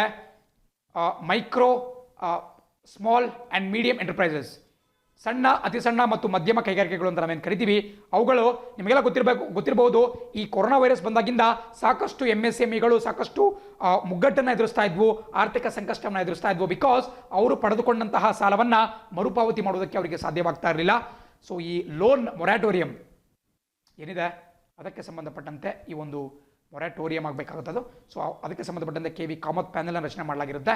ಆ್ಯಂಡ್ ಇವರು ಈ ಲೋನ್ ರೀಸ್ಟ್ರಕ್ಚರಿಂಗ್, ಈ ಸ್ಪೆಷಲಿ MSMEಗಳು ಏನು ಸಾಲವನ್ನು ಪಡೆದುಕೊಂಡಿರ್ತವೆ ಅದನ್ನು ಯಾವ ರೀತಿ ರೀಸ್ಟ್ರಕ್ಚರ್ ಮಾಡಬೇಕು, ಪುನರ್ರಚನೆ ಮಾಡಬೇಕು ಅನ್ನೋದು ಕುರಿತಾಗಿ ಕೆ ವಿ ಕಾಮತ್ ಪ್ಯಾನಲನ್ನು RBI ಸಂಘಟನೆ ಮಾಡಿರುತ್ತೆ. ಇವ್ರ ಬಗ್ಗೆ ಪ್ರಶ್ನೆಗಳು ಉಂಟಾಗಬಹುದು. ಆ್ಯಂಡ್ ಇವರು NDBಯ ಮಾಜಿ ಅಧ್ಯಕ್ಷ ಮಾತ್ರವಲ್ಲ, ಇವರು ಇನ್ಫೋಸಿಸ್ನ ಚೇರ್ಮನ್ ಕೂಡ ಆಗಿರ್ತಾರೆ, ಮಾಜಿ ಇನ್ಫೋಸಿಸ್ ಮುಖ್ಯಸ್ಥರು ಕೂಡ ಆಗಿರ್ತಾರೆ. ಅಷ್ಟೇ ಅಲ್ಲ, 1996 ಇಂದ 2009ನೇ ಇಸ್ವಿವರೆಗೂ ಕೂಡ ICICI ಬ್ಯಾಂಕ್ ಏನಿದೆ ಅದರ CEO ಕೂಡ ಆಗಿರ್ತಾರೆ, chief executive officer and managing director of ICICI bank. So ಎಷ್ಟರ ಮಟ್ಟಿಗೆ ಅವರು ಒಬ್ಬ ಪ್ರಭಾವಿ ಬ್ಯಾಂಕರ್, ಒಬ್ಬ ಪ್ರಭಾವಿ ಅಧಿಕಾರಿ ಅಂತೇಳಿ ನಿಮಗೆ ಗೊತ್ತಿರಬೇಕಾಗುತ್ತೆ. ಸೊ ಕೆ ವಿ ಕಾಮತ್ ಒಬ್ಬ ಸೂಕ್ತವಾದಂತಹ ವ್ಯಕ್ತಿ ಈ ಒಂದು ಸಾಲದ ಪುನರ್ರಚನೆ ಮಾಡಲಿಕ್ಕೆ, ಈ ರೀಸ್ಟ್ರಕ್ಚರಿಂಗ್ ಆಫ್ ಲೋನ್ಸ್. ಆ್ಯಂಡ್ ಇಲ್ಲಿ ನಿಮಗೆ ಕಸ್ತೂರಿ ರಂಗನ್ ಅವರು ಕಾಣಿಸ್ಕೊಂಡ್ರೆ, ನಿಮಗೆ ನೆಕ್ಸ್ಟ್ ಸ್ಲೈಡ್ನಲ್ಲಿ ಕೆ ವಿ ಕಾಮತ್ ಅವರು ಕಾಣಿಸ್ಕೊಳ್ತಾರೆ. ಅವರ ಮುಖವನ್ನು ನೋಡ್ಕೊಳ್ಳಿ, ಅಂದರೆ ಅವ್ರು ಯಾವ ರೀತಿ, ಅವ್ರು ಯಾರು ಅಂತ ನಿಮಗೆ ಗೊತ್ತಿರಬೇಕಾಗುತ್ತೆ. ಕೆ ಕಸ್ತೂರಿ ರಂಗನ್ ಆ್ಯಂಡ್ ಈ ಭಾಗದಲ್ಲಿ ಕೆ ವಿ ಕಾಮತ್ ಅವರು ಕಾಣಿಸ್ಕೊಳ್ತಾ ಇದ್ದಾರೆ. ಇವರು ಕರ್ನಾಟಕ ಮೂಲದವರು, ಬಟ್ ಕಸ್ತೂರಿ ರಂಗನ್ ಅವರು ಕೇರಳದಲ್ಲಿ ಜನಿಸಿದರು, ಕೊಚ್ಚಿನಲ್ಲಿ. ಆ್ಯಂಡ್ 23 ನಿಮಗೆ KC ಚಕ್ರವರ್ತಿ ಕಮಿಟಿ ಕಾಣಿಸ್ಕೊಳ್ತಾ ಇದೆ, ನೋಟ್ ಡೌನ್ ಮಾಡ್ಕೊಳ್ಳಿ. KC ಚಕ್ರವರ್ತಿ ಕಮಿಟಿ ಅಂದ ತಕ್ಷಣ ನಿಮಗೆ RRBಗಳು ನೆನಪಾಗಬೇಕು, ರೀಜನಲ್ ರೂರಲ್ ಬ್ಯಾಂಕ್. ನಾವೇನು ಗ್ರಾಮೀಣ ಬ್ಯಾಂಕ್ಗಳಂತ ಕರಿತೀವಿ, ರೂರಲ್ ಬ್ಯಾಂಕ್ಸ್. ಸೊ ಅವುಗಳ ಒಂದು ಆರ್ಥಿಕ ಸ್ಥಿತಿಯ ಬಗ್ಗೆ, financial condition of regional rural banks. So KC Chakravarti RRBs note down ಮಾಡ್ಕೊಳ್ಳಿ. ಆ್ಯಂಡ್ ಕೆಳಭಾಗದಲ್ಲಿ ಮತ್ತೊಂದು ಸಮಿತಿ ಕಾಣಿಸ್ಕೊಳ್ತಾ ಇದೆ, ಸಾಕಷ್ಟು ಪ್ರಸಿದ್ಧಿಯನ್ನು ಪಡೆದಿದೆ, ಕೇಲ್ಕರ್ ಕಮಿಟಿ ಅಥವಾ ಕೇಲ್ಕರ್ ಸಮಿತಿ ಅಂತ ಹೇಳಿ. ಇದನ್ನು ಕೂಡ ಹಿಂದೆ ಪರೀಕ್ಷೆಯಲ್ಲಿ ಕೇಳಿದ್ದಾರೆ, ಮತ್ತೆ ಕೇಳಬಹುದು. 2002ನೇ ಇಸ್ವಿಯಲ್ಲಿ ವಿಜಯ್ ಕೇಲ್ಕರ್ ನೇತೃತ್ವದ ಒಂದು ಸಮಿತಿಯನ್ನು ರಚನೆ ಮಾಡಲಾಗುತ್ತೆ. ಅದನ್ನ ರಿಫಾರ್ಮ್ ದ ಟ್ಯಾಕ್ಸ್ ಸ್ಟ್ರಕ್ಚರ್, ಅಂದ್ರೆ ನಮ್ಮ ದೇಶದಲ್ಲಿ ಏನು ತೆರಿಗೆ ವ್ಯವಸ್ಥೆ ಇದೆ ಆ ಒಂದು ವ್ಯವಸ್ಥೆಯನ್ನ ಸುಧಾರಣೆ ಮಾಡಬೇಕು, ರಿಫಾರ್ಮ್ ಮಾಡಬೇಕು ಅಂತೇಳಿ ವಿಜಯ್ ಕೇಲ್ಕರ್ ನೇತೃತ್ವದ ಕೇಲ್ಕರ್ ಸಮಿತಿಯನ್ನು 2002ರಲ್ಲಿ ರಚನೆ ಮಾಡಲಾಗುತ್ತೆ. ಆ್ಯಂಡ್ ಮತ್ತೊಂದು ವಿಶೇಷ ಅಂತ ಹೇಳಿದ್ರೆ, ಇದೇ ಕೇಲ್ಕರ್ ಆಯೋಗ ಅಥವಾ ಕೇಲ್ಕರ್ ಸಮಿತಿಯ ಶಿಫಾರಸ್ಸಿನ ಮೇರೆಗೆ GSTಯನ್ನು ಜಾರಿಗೆ ತರಲಾಗಿದೆ. ಇವರು ಏನು ರಿಫಾರ್ಮ್ಸನ್ನು ಸಜೆಸ್ಟ್ ಮಾಡಿದ್ರು, ಸುಧಾರಣೆಗಳನ್ನು ನಮ್ಮ ಈ ಟ್ಯಾಕ್ಸ್ ಸಿಸ್ಟಮಲ್ಲಿ, ಒಂದು ನಮ್ಮ ಏನು ತೆರಿಗೆ ವ್ಯವಸ್ಥೆಯಲ್ಲಿ ಆ್ಯಂಡ್ ಇವರು GSTಯನ್ನು ಒಂದು ಏಕೀಕೃತ ವ್ಯವಸ್ಥೆಯನ್ನು ದೇಶಾದ್ಯಂತ ಜಾರಿಗೊಳಿಸಬೇಕು ಅಂತ ಹೇಳಿ ರೆಕಮೆಂಡ್ ಮಾಡಿದ್ರು. ಆ್ಯಂಡ್ ಇವರ ಶಿಫಾರಸಿನ ಮೇರೆಗೆ GSTಯನ್ನು ಕೂಡ ಒಂದು ಸಬ್ಸಿಕ್ವೆಂಟ್ಲಿ ಇವೆಂಚುಲಿ ನಮ್ಮ ದೇಶದಲ್ಲಿ ಜಾರಿಗೆ ತರಲಾಗುತ್ತೆ. ಸೊ ವಿಜಯ್ ಕೇಲ್ಕರ್ ಸಮಿತಿ ಬಹಳ ಇಂಪಾರ್ಟೆಂಟ್ ಆಗುತ್ತೆ. ಆ್ಯಂಡ್ ಅಷ್ಟೇ ಅಲ್ಲ, ಇವರು PPP ಹಿಂದೆಲ್ಲ ಹೇಳಿದೆ ನಿಮಗೆ, ಪಬ್ಲಿಕ್ ಪ್ರೈವೇಟ್ ಪಾರ್ಟ್ನರ್ಶಿಪ್ ಅಥವಾ ಸರ್ಕಾರಿ ಸಾರ್ವಜನಿಕ ಅಥವಾ ಸಾರ್ವಜನಿಕ ಖಾಸಗಿ ಸಹಭಾಗಿತ್ವ ಅಂತ ನಾವೇನು ಕರಿತೀವಿ. ಅಂದರೆ ಸರ್ಕಾರ ಮತ್ತು ಏನು ಖಾಸಗಿ ಎರಡು ಕಂಪನಿಗಳು ಸೇರ್ಕೊಂಡ್ಬಿಟ್ಟು ಮಾಡ್ತಕ್ಕಂತಹ ವ್ಯವಸ್ಥೆ, ಇದಕ್ಕೆ ನಾವು PPP ಅಂತ ಕರಿತೀವಿ, ಪಬ್ಲಿಕ್ ಪ್ರೈವೇಟ್ ಪಾರ್ಟ್ನರ್ಶಿಪ್, ಒಂದು ಸಹಭಾಗಿತ್ವ.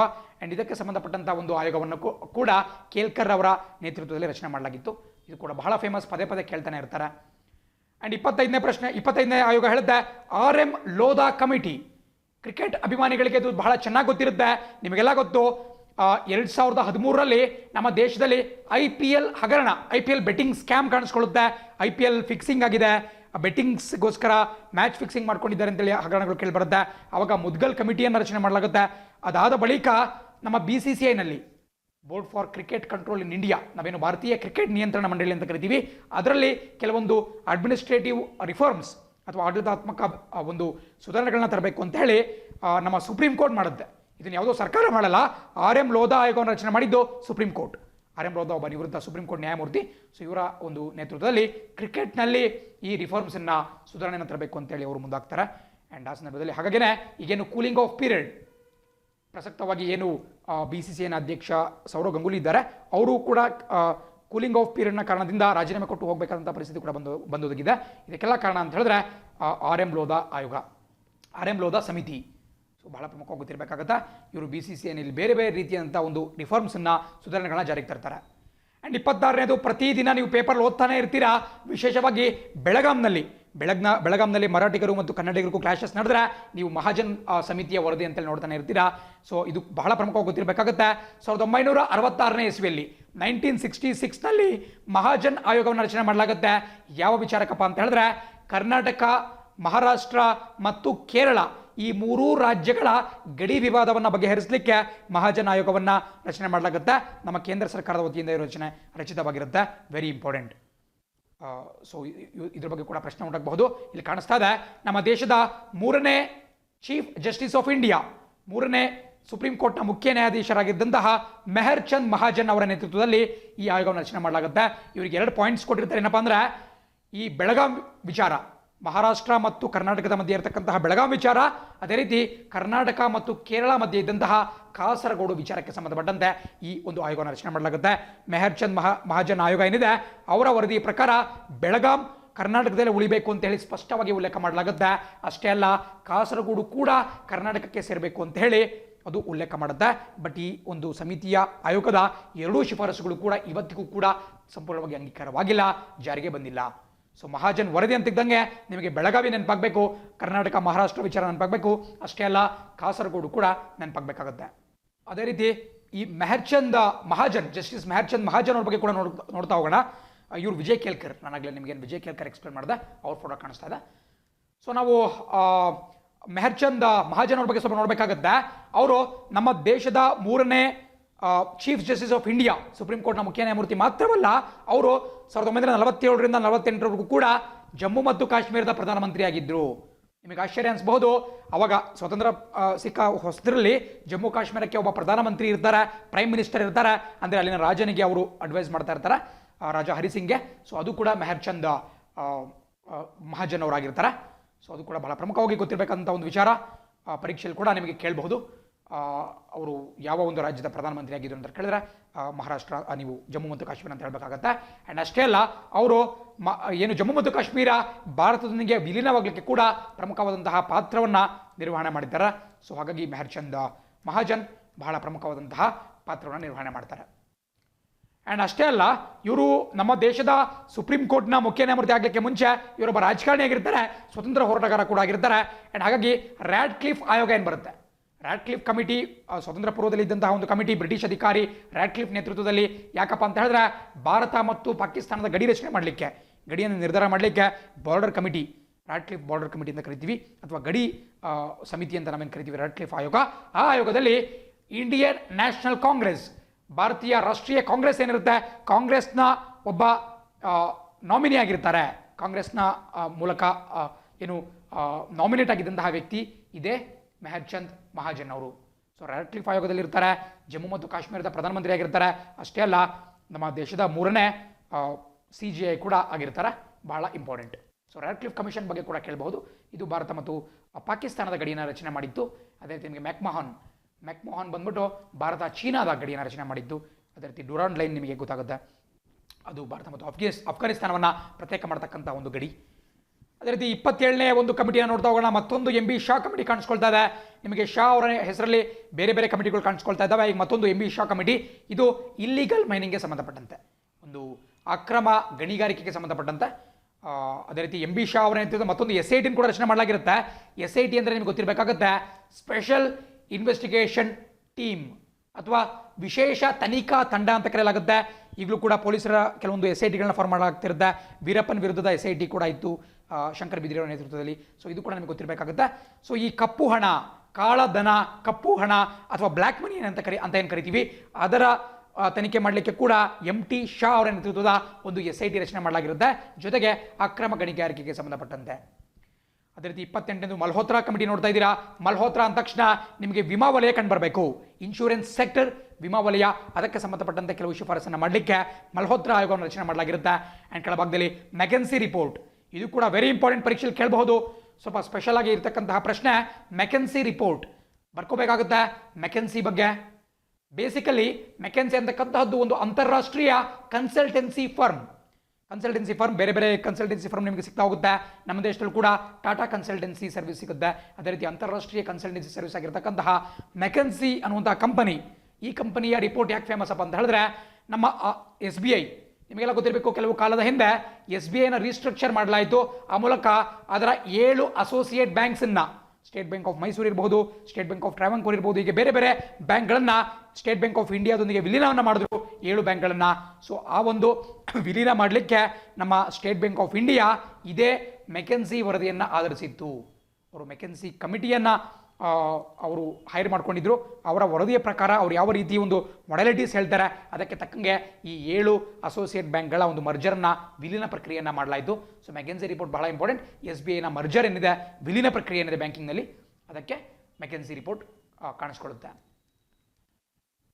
ಸೊ ನಿಮಗಿಲ್ಲಿ ಮೆಹರ್ಚಂದ್ ಮಹಾಜನ್ ಅವರು ಕಾಣಿಸ್ಕೊಳ್ತಾ ಇದ್ದಾರೆ. ನಾನಾಗಲೇನು ಡಿಸ್ಕಸ್ ಮಾಡಿದೆ ಮಹಾಜನ್ ಸಮಿತಿಯ ಬಗ್ಗೆ.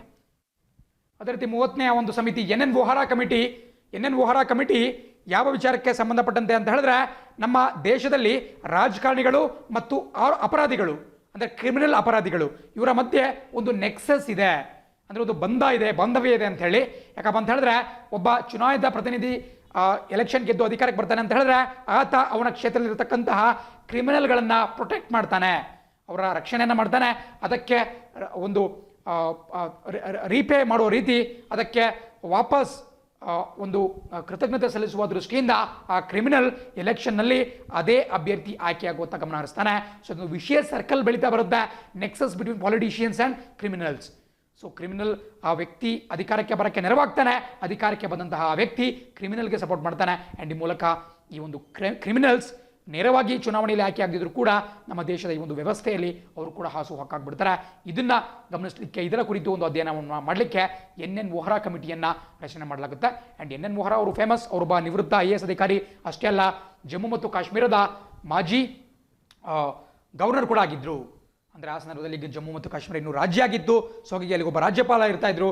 ಸೊ NN ವೋಹರಾ ಅಂತ ಹೇಳಿದ್ರೆ ಜಮ್ಮು ಮತ್ತು ಕಾಶ್ಮೀರದ ಮಾಜಿ ಗವರ್ನರ್ ಕೂಡ, ರಾಜ್ಯಪಾಲರು ಕೂಡ. ಆ್ಯಂಡ್ ಈ ರಾಜಕಾರಣಿಗಳು ಒಂದು ಕ್ರಿಮಿನಲ್ಗಳ ನಡುವಿನ ಒಂದು ಸಂಬಂಧ ಅಂತ ಬಂದರೆ ನೀವು ತಟ್ ಅಂತ ಹೇಳಿ NN ವೋಹರಾ ಅವರ ಹೆಸರನ್ನ ಟಿಕ್ ಹಾಕಬೇಕಾಗತ್ತೆ. ಅದೇ ರೀತಿ ಕೆಳಭಾಗದಲ್ಲಿ ನರಸಿಂಹನ್ ಕಮಿಟಿ ನೋಡ್ತಾ ಇದ್ದೀರಾ. 1991ನಲ್ಲಿ ನರಸಿಂಹನ್ ಸಮಿತಿಯನ್ನು ಆಯೋಗವನ್ನು ರಚನೆ ಮಾಡಲಾಗುತ್ತೆ. ಇದು ಬ್ಯಾಂಕಿಂಗ್ ಕ್ಷೇತ್ರದಲ್ಲಿ ಮಾಡಬೇಕಾದಂತಹ ಸುಧಾರಣೆಗಳ ಬಗ್ಗೆ, reforms in banking sector, very very important. Narasimhan ಹಿಂದೆ ಎಕ್ಸಾಮ್ಗಳಲ್ಲಿ ಕೂಡ ಕೇಳಿದ್ದಾರೆ. ಸೊ ನೀವು ಇಮಿಡಿಯೇಟ್ ಟಿಕ್ ಹಾಕಬೇಕಾಗತ್ತೆ ನರಸಿಂಹನ್ ಆಯೋಗ ಅಂತ ಹೇಳಿದ್ರೆ ಬ್ಯಾಂಕಿಂಗ್ ಸೆಕ್ಟರ್ ಅಂತ ಹೇಳಿ. ಅದೇ ರೀತಿ ಕೆಳಭಾಗದಲ್ಲಿ ರಘುನಾಥ್ ಅನಂತ್ ಮಾಸ್ಟ್ರೇಕರ್ ಪ್ಯಾನೆಲ್ ಕಾಣಿಸ್ಕೊಳ್ತಾ ಇದೆ. ಹೆಸರು ಸ್ವಲ್ಪ ಉದ್ದವಾಗಿದೆ, ಬಟ್ ನೀವು ರಘುನಾಥ್ ಅನಂತ್ ಮಾಸ್ಟ್ರೇಕರ್ ಅವರ ಹೆಸರು ಗೊತ್ತಿರಬೇಕಾಗುತ್ತೆ. ಯಾಕಪ್ಪ ಅಂತ ಹೇಳಿದ್ರೆ, ನಮ್ಮ ದೇಶದಲ್ಲಿ ಸ್ವಚ್ಛ ಭಾರತ್ ಮಿಷನ್ ಅನ್ನು ಸ್ಟಾರ್ಟ್ ಮಾಡಲಾಗಿದೆ. ಸ್ವಚ್ಛ ಭಾರತ ಅಭಿಯಾನವನ್ನು, ಆ ಅಭಿಯಾನಕ್ಕೆ ಯಾವ ಟೆಕ್ನಾಲಜಿಯನ್ನು, ತಂತ್ರಜ್ಞಾನವನ್ನು ಬಳಕೆ ಮಾಡ್ಕೋಬಹುದು ಅಂತೇಳಿ ಯಾಕಂದರೆ ನಿಮಗೆ ಟೆಕ್ನಾಲಜಿಯ ನೆರವು ಬೇಕಾಗುತ್ತೆ. ನಮ್ಮ ಭಾರತದಂತಹ ದೊಡ್ಡ ದೇಶವನ್ನು ನಾವು ಸ್ವಚ್ಛ ಮಾಡಬೇಕು ಅಂತ ಹೇಳಿದ್ರೆ ಬೇರೆ ಬೇರೆ ಆಧುನಿಕ ತಂತ್ರಜ್ಞಾನಗಳು ಬೇಕಾಗ್ತವೆ. ಸೊ ಅದನ್ನು ತನಿಖೆ ಮಾಡಲಿಕ್ಕೆ ಈ ರಘುನಾಥ್ ಅನಂತ್ ಮಾಶ್ಲೇಕರ್ ಪ್ಯಾನೆಲ್ನ ನೇಮಕ ಮಾಡಲಾಯಿತು. ಸೊ ಮಾಶ್ಲೇಕರ್ ಪ್ಯಾನೆಲ್ ಯಾವುದಕ್ಕೆ ಅಂತ ಹೇಳಿದ್ರೆ ಸ್ವಚ್ಛ ಭಾರತ್ಗೆ ಸಂಬಂಧಪಟ್ಟಂಥ ತಂತ್ರಜ್ಞಾನಕ್ಕೆ ಸಂಬಂಧಪಟ್ಟಂತೆ. ಆ್ಯಂಡ್ ಮಾಶ್ಲೇಕರ್ ಒಬ್ಬ ಹಿರಿಯ ಅವರು ಒಬ್ಬ ಸೈಂಟಿಸ್ಟ್ ಕೂಡ, ಒಬ್ಬ ವಿಜ್ಞಾನಿ. ಅವರು CSRನ ಮಾಜಿ ಡೈರೆಕ್ಟರ್ ಕೂಡ ಆಗಿದ್ದರು. CSIR ಎಲ್ಲರೂ ಕೂಡ ಕೇಳಿರ್ತೀರಾ, council for scientific and industrial research. ನಮ್ಮ ದೇಶದಲ್ಲಿ ಸೈಂಟಿಫಿಕ್ ರಿಸರ್ಚ್ ಮಾಡಲಿಕ್ಕೆ CSIR ಕಾಣಿಸ್ಕೊಳ್ಳುತ್ತೆ. ಇವರ ಲ್ಯಾಬ್ಗಳು ನಮ್ಮ ದೇಶಾದ್ಯಂತ ಹರಡಿಕೊಂಡಿದ್ದಾವೆ. ಸೊ ಇಂತಹ CSIRನ ನಿವೃತ್ತ ನಿರ್ದೇಶಕರು ಕೂಡ ಶ್ರೀಯುತ ಮಾಶ್ಲೇಕರ್ ಅವರಾಗಿದ್ದರು. ಆ್ಯಂಡ್ ಕೆಳಭಾಗದಲ್ಲಿ ರಂಗರಾಜನ್ ಕಮಿಟಿ ಕಾಣಿಸ್ಕೊಳ್ತಾ ಇದೆ. ಮತ್ತೊಂದು ರಂಗರಾಜನ್ ಕಮಿಟಿ, ಆಗಲೇ ನೀವು ರಂಗರಾಜನ್ ಕಮಿಟಿ ನೋಡಿದ್ರಿ. ಅವರು ಕೂಡ ನಿವೃತ್ತ RBI ಗವರ್ನರ್ ಆ್ಯಂಡ್ ಸೇಮ್ ಮತ್ತೊಂದು ರಂಗರಾಜನ್ ಸಮಿತಿ. ಬಟ್ ಈ ಬಾರಿ ಇದು computerisation of banking sector and public sector disinvestment. ಅಂದರೆ ಬ್ಯಾಂಕಿಂಗ್ ವಲಯದಲ್ಲಿ ನಮ್ಮ ಪ್ರಪಂಚಾದ್ಯಂತ ಏನು ಕಂಪ್ಯೂಟರ್ಗಳು ಬರೋಕ್ಕೆ ಸ್ಟಾರ್ಟ್ ಆಯಿತು. ಸೊ ಗಣಕೀಕೃತ ವ್ಯವಸ್ಥೆಯನ್ನು ನಮ್ಮ ಬ್ಯಾಂಕ್ಗಳಲ್ಲಿ ಅಳವಡಿಕೆ ಮಾಡ್ಕೋಬೇಕು ಅನ್ನೋ ದೃಷ್ಟಿಯಿಂದ ರಂಗರಾಜನ್ ಸಮಿತಿಯನ್ನು ಆಯೋಗವನ್ನು ರಚನೆ ಮಾಡಲಾಯಿತು. ಅಷ್ಟೇ ಅಲ್ಲ, ಪಬ್ಲಿಕ್ ಸೆಕ್ಟರ್ ಡಿಸ್ಇನ್ವೆಸ್ಟ್ಮೆಂಟ್ ಅಂದರೆ ಈ ಸಾರ್ವಜನಿಕ ವಲಯಗಳಲ್ಲಿ ಖಾಸಗಿ ಹೂಡಿಕೆಯನ್ನು ಒಂದು ಇನ್ವೈಟ್ ಮಾಡಲಿಕ್ಕೆ ಕೂಡ ಈ ರಂಗರಾಜನ್ ಸಮಿತಿಯನ್ನು ರಚನೆ ಮಾಡಲಾಯಿತು. ಸೊ ಈ ಎರಡೂ ರಂಗರಾಜನ್ ಸಮಿತಿಗಳು ಬಹಳ ಪ್ರಮುಖವಾಗಿ ಗೊತ್ತಿರಬೇಕಾಗುತ್ತೆ. ಇವರು ಒಬ್ಬ RBIನ ಮಾಜಿ ಗವರ್ನರ್. ಅದೇ ರೀತಿ ರೇಖಿ ಕಮಿಟಿ ಕಾಣಿಸ್ಕೊಳ್ತಾ ಇದೆ. Very important. ರೇಖಿ ಕಮಿಟಿ ಅಂತ ಹೇಳಿದ್ರೆ ರಿಫಾರ್ಮ್ಸ್ ಇನ್ ಇಂಡೈರೆಕ್ಟ್ ಟ್ಯಾಕ್ಸ್. ನಾವಾಗಲೇ ಕೇಲ್ಕರ್ ಸಮಿತಿಯ ಬಗ್ಗೆ ಮಾತಾಡ್ತಾ ಇದ್ವಿ. ಬಟ್ ರೇಖಿ ಕಮಿಟಿ ಟ್ಯಾಕ್ಸ್, ಅದರಲ್ಲೂ ವಿಶೇಷವಾಗಿ ಇಂಡೈರೆಕ್ಟ್ ಟ್ಯಾಕ್ಸ್ ಅಂದರೆ ಪರೋಕ್ಷ ತೆರಿಗೆ. ನಿಮಗೆ ಗೊತ್ತು, ಟ್ಯಾಕ್ಸನ್ನು ಎರಡು ರೀತಿ ವಿಂಗಡಣೆ ಮಾಡ್ತಾರೆ. ಒಂದು ಡೈರೆಕ್ಟ್ ಟ್ಯಾಕ್ಸ್, ಮತ್ತೊಂದು ಇಂಡೈರೆಕ್ಟ್ ಟ್ಯಾಕ್ಸ್. ಡೈರೆಕ್ಟ್ ಟ್ಯಾಕ್ಸ್ ಅಂತ ಹೇಳಿದ್ರೆ ನಿಮಗೆ ಇನ್ಕಮ್ ಟ್ಯಾಕ್ಸ್ ಇರಬಹುದು, ಪ್ರಾಪರ್ಟಿ ಟ್ಯಾಕ್ಸ್ ಇರಬಹುದು, ಗಿಫ್ಟ್ ಟ್ಯಾಕ್ಸ್ ಇರಬಹುದು, ಹೀಗೆ ನೇರವಾಗಿ ಅಪ್ಲೈ ಮಾಡ್ತಕ್ಕಂತಹ ತೆರಿಗೆಗಳು ಬರ್ತವೆ.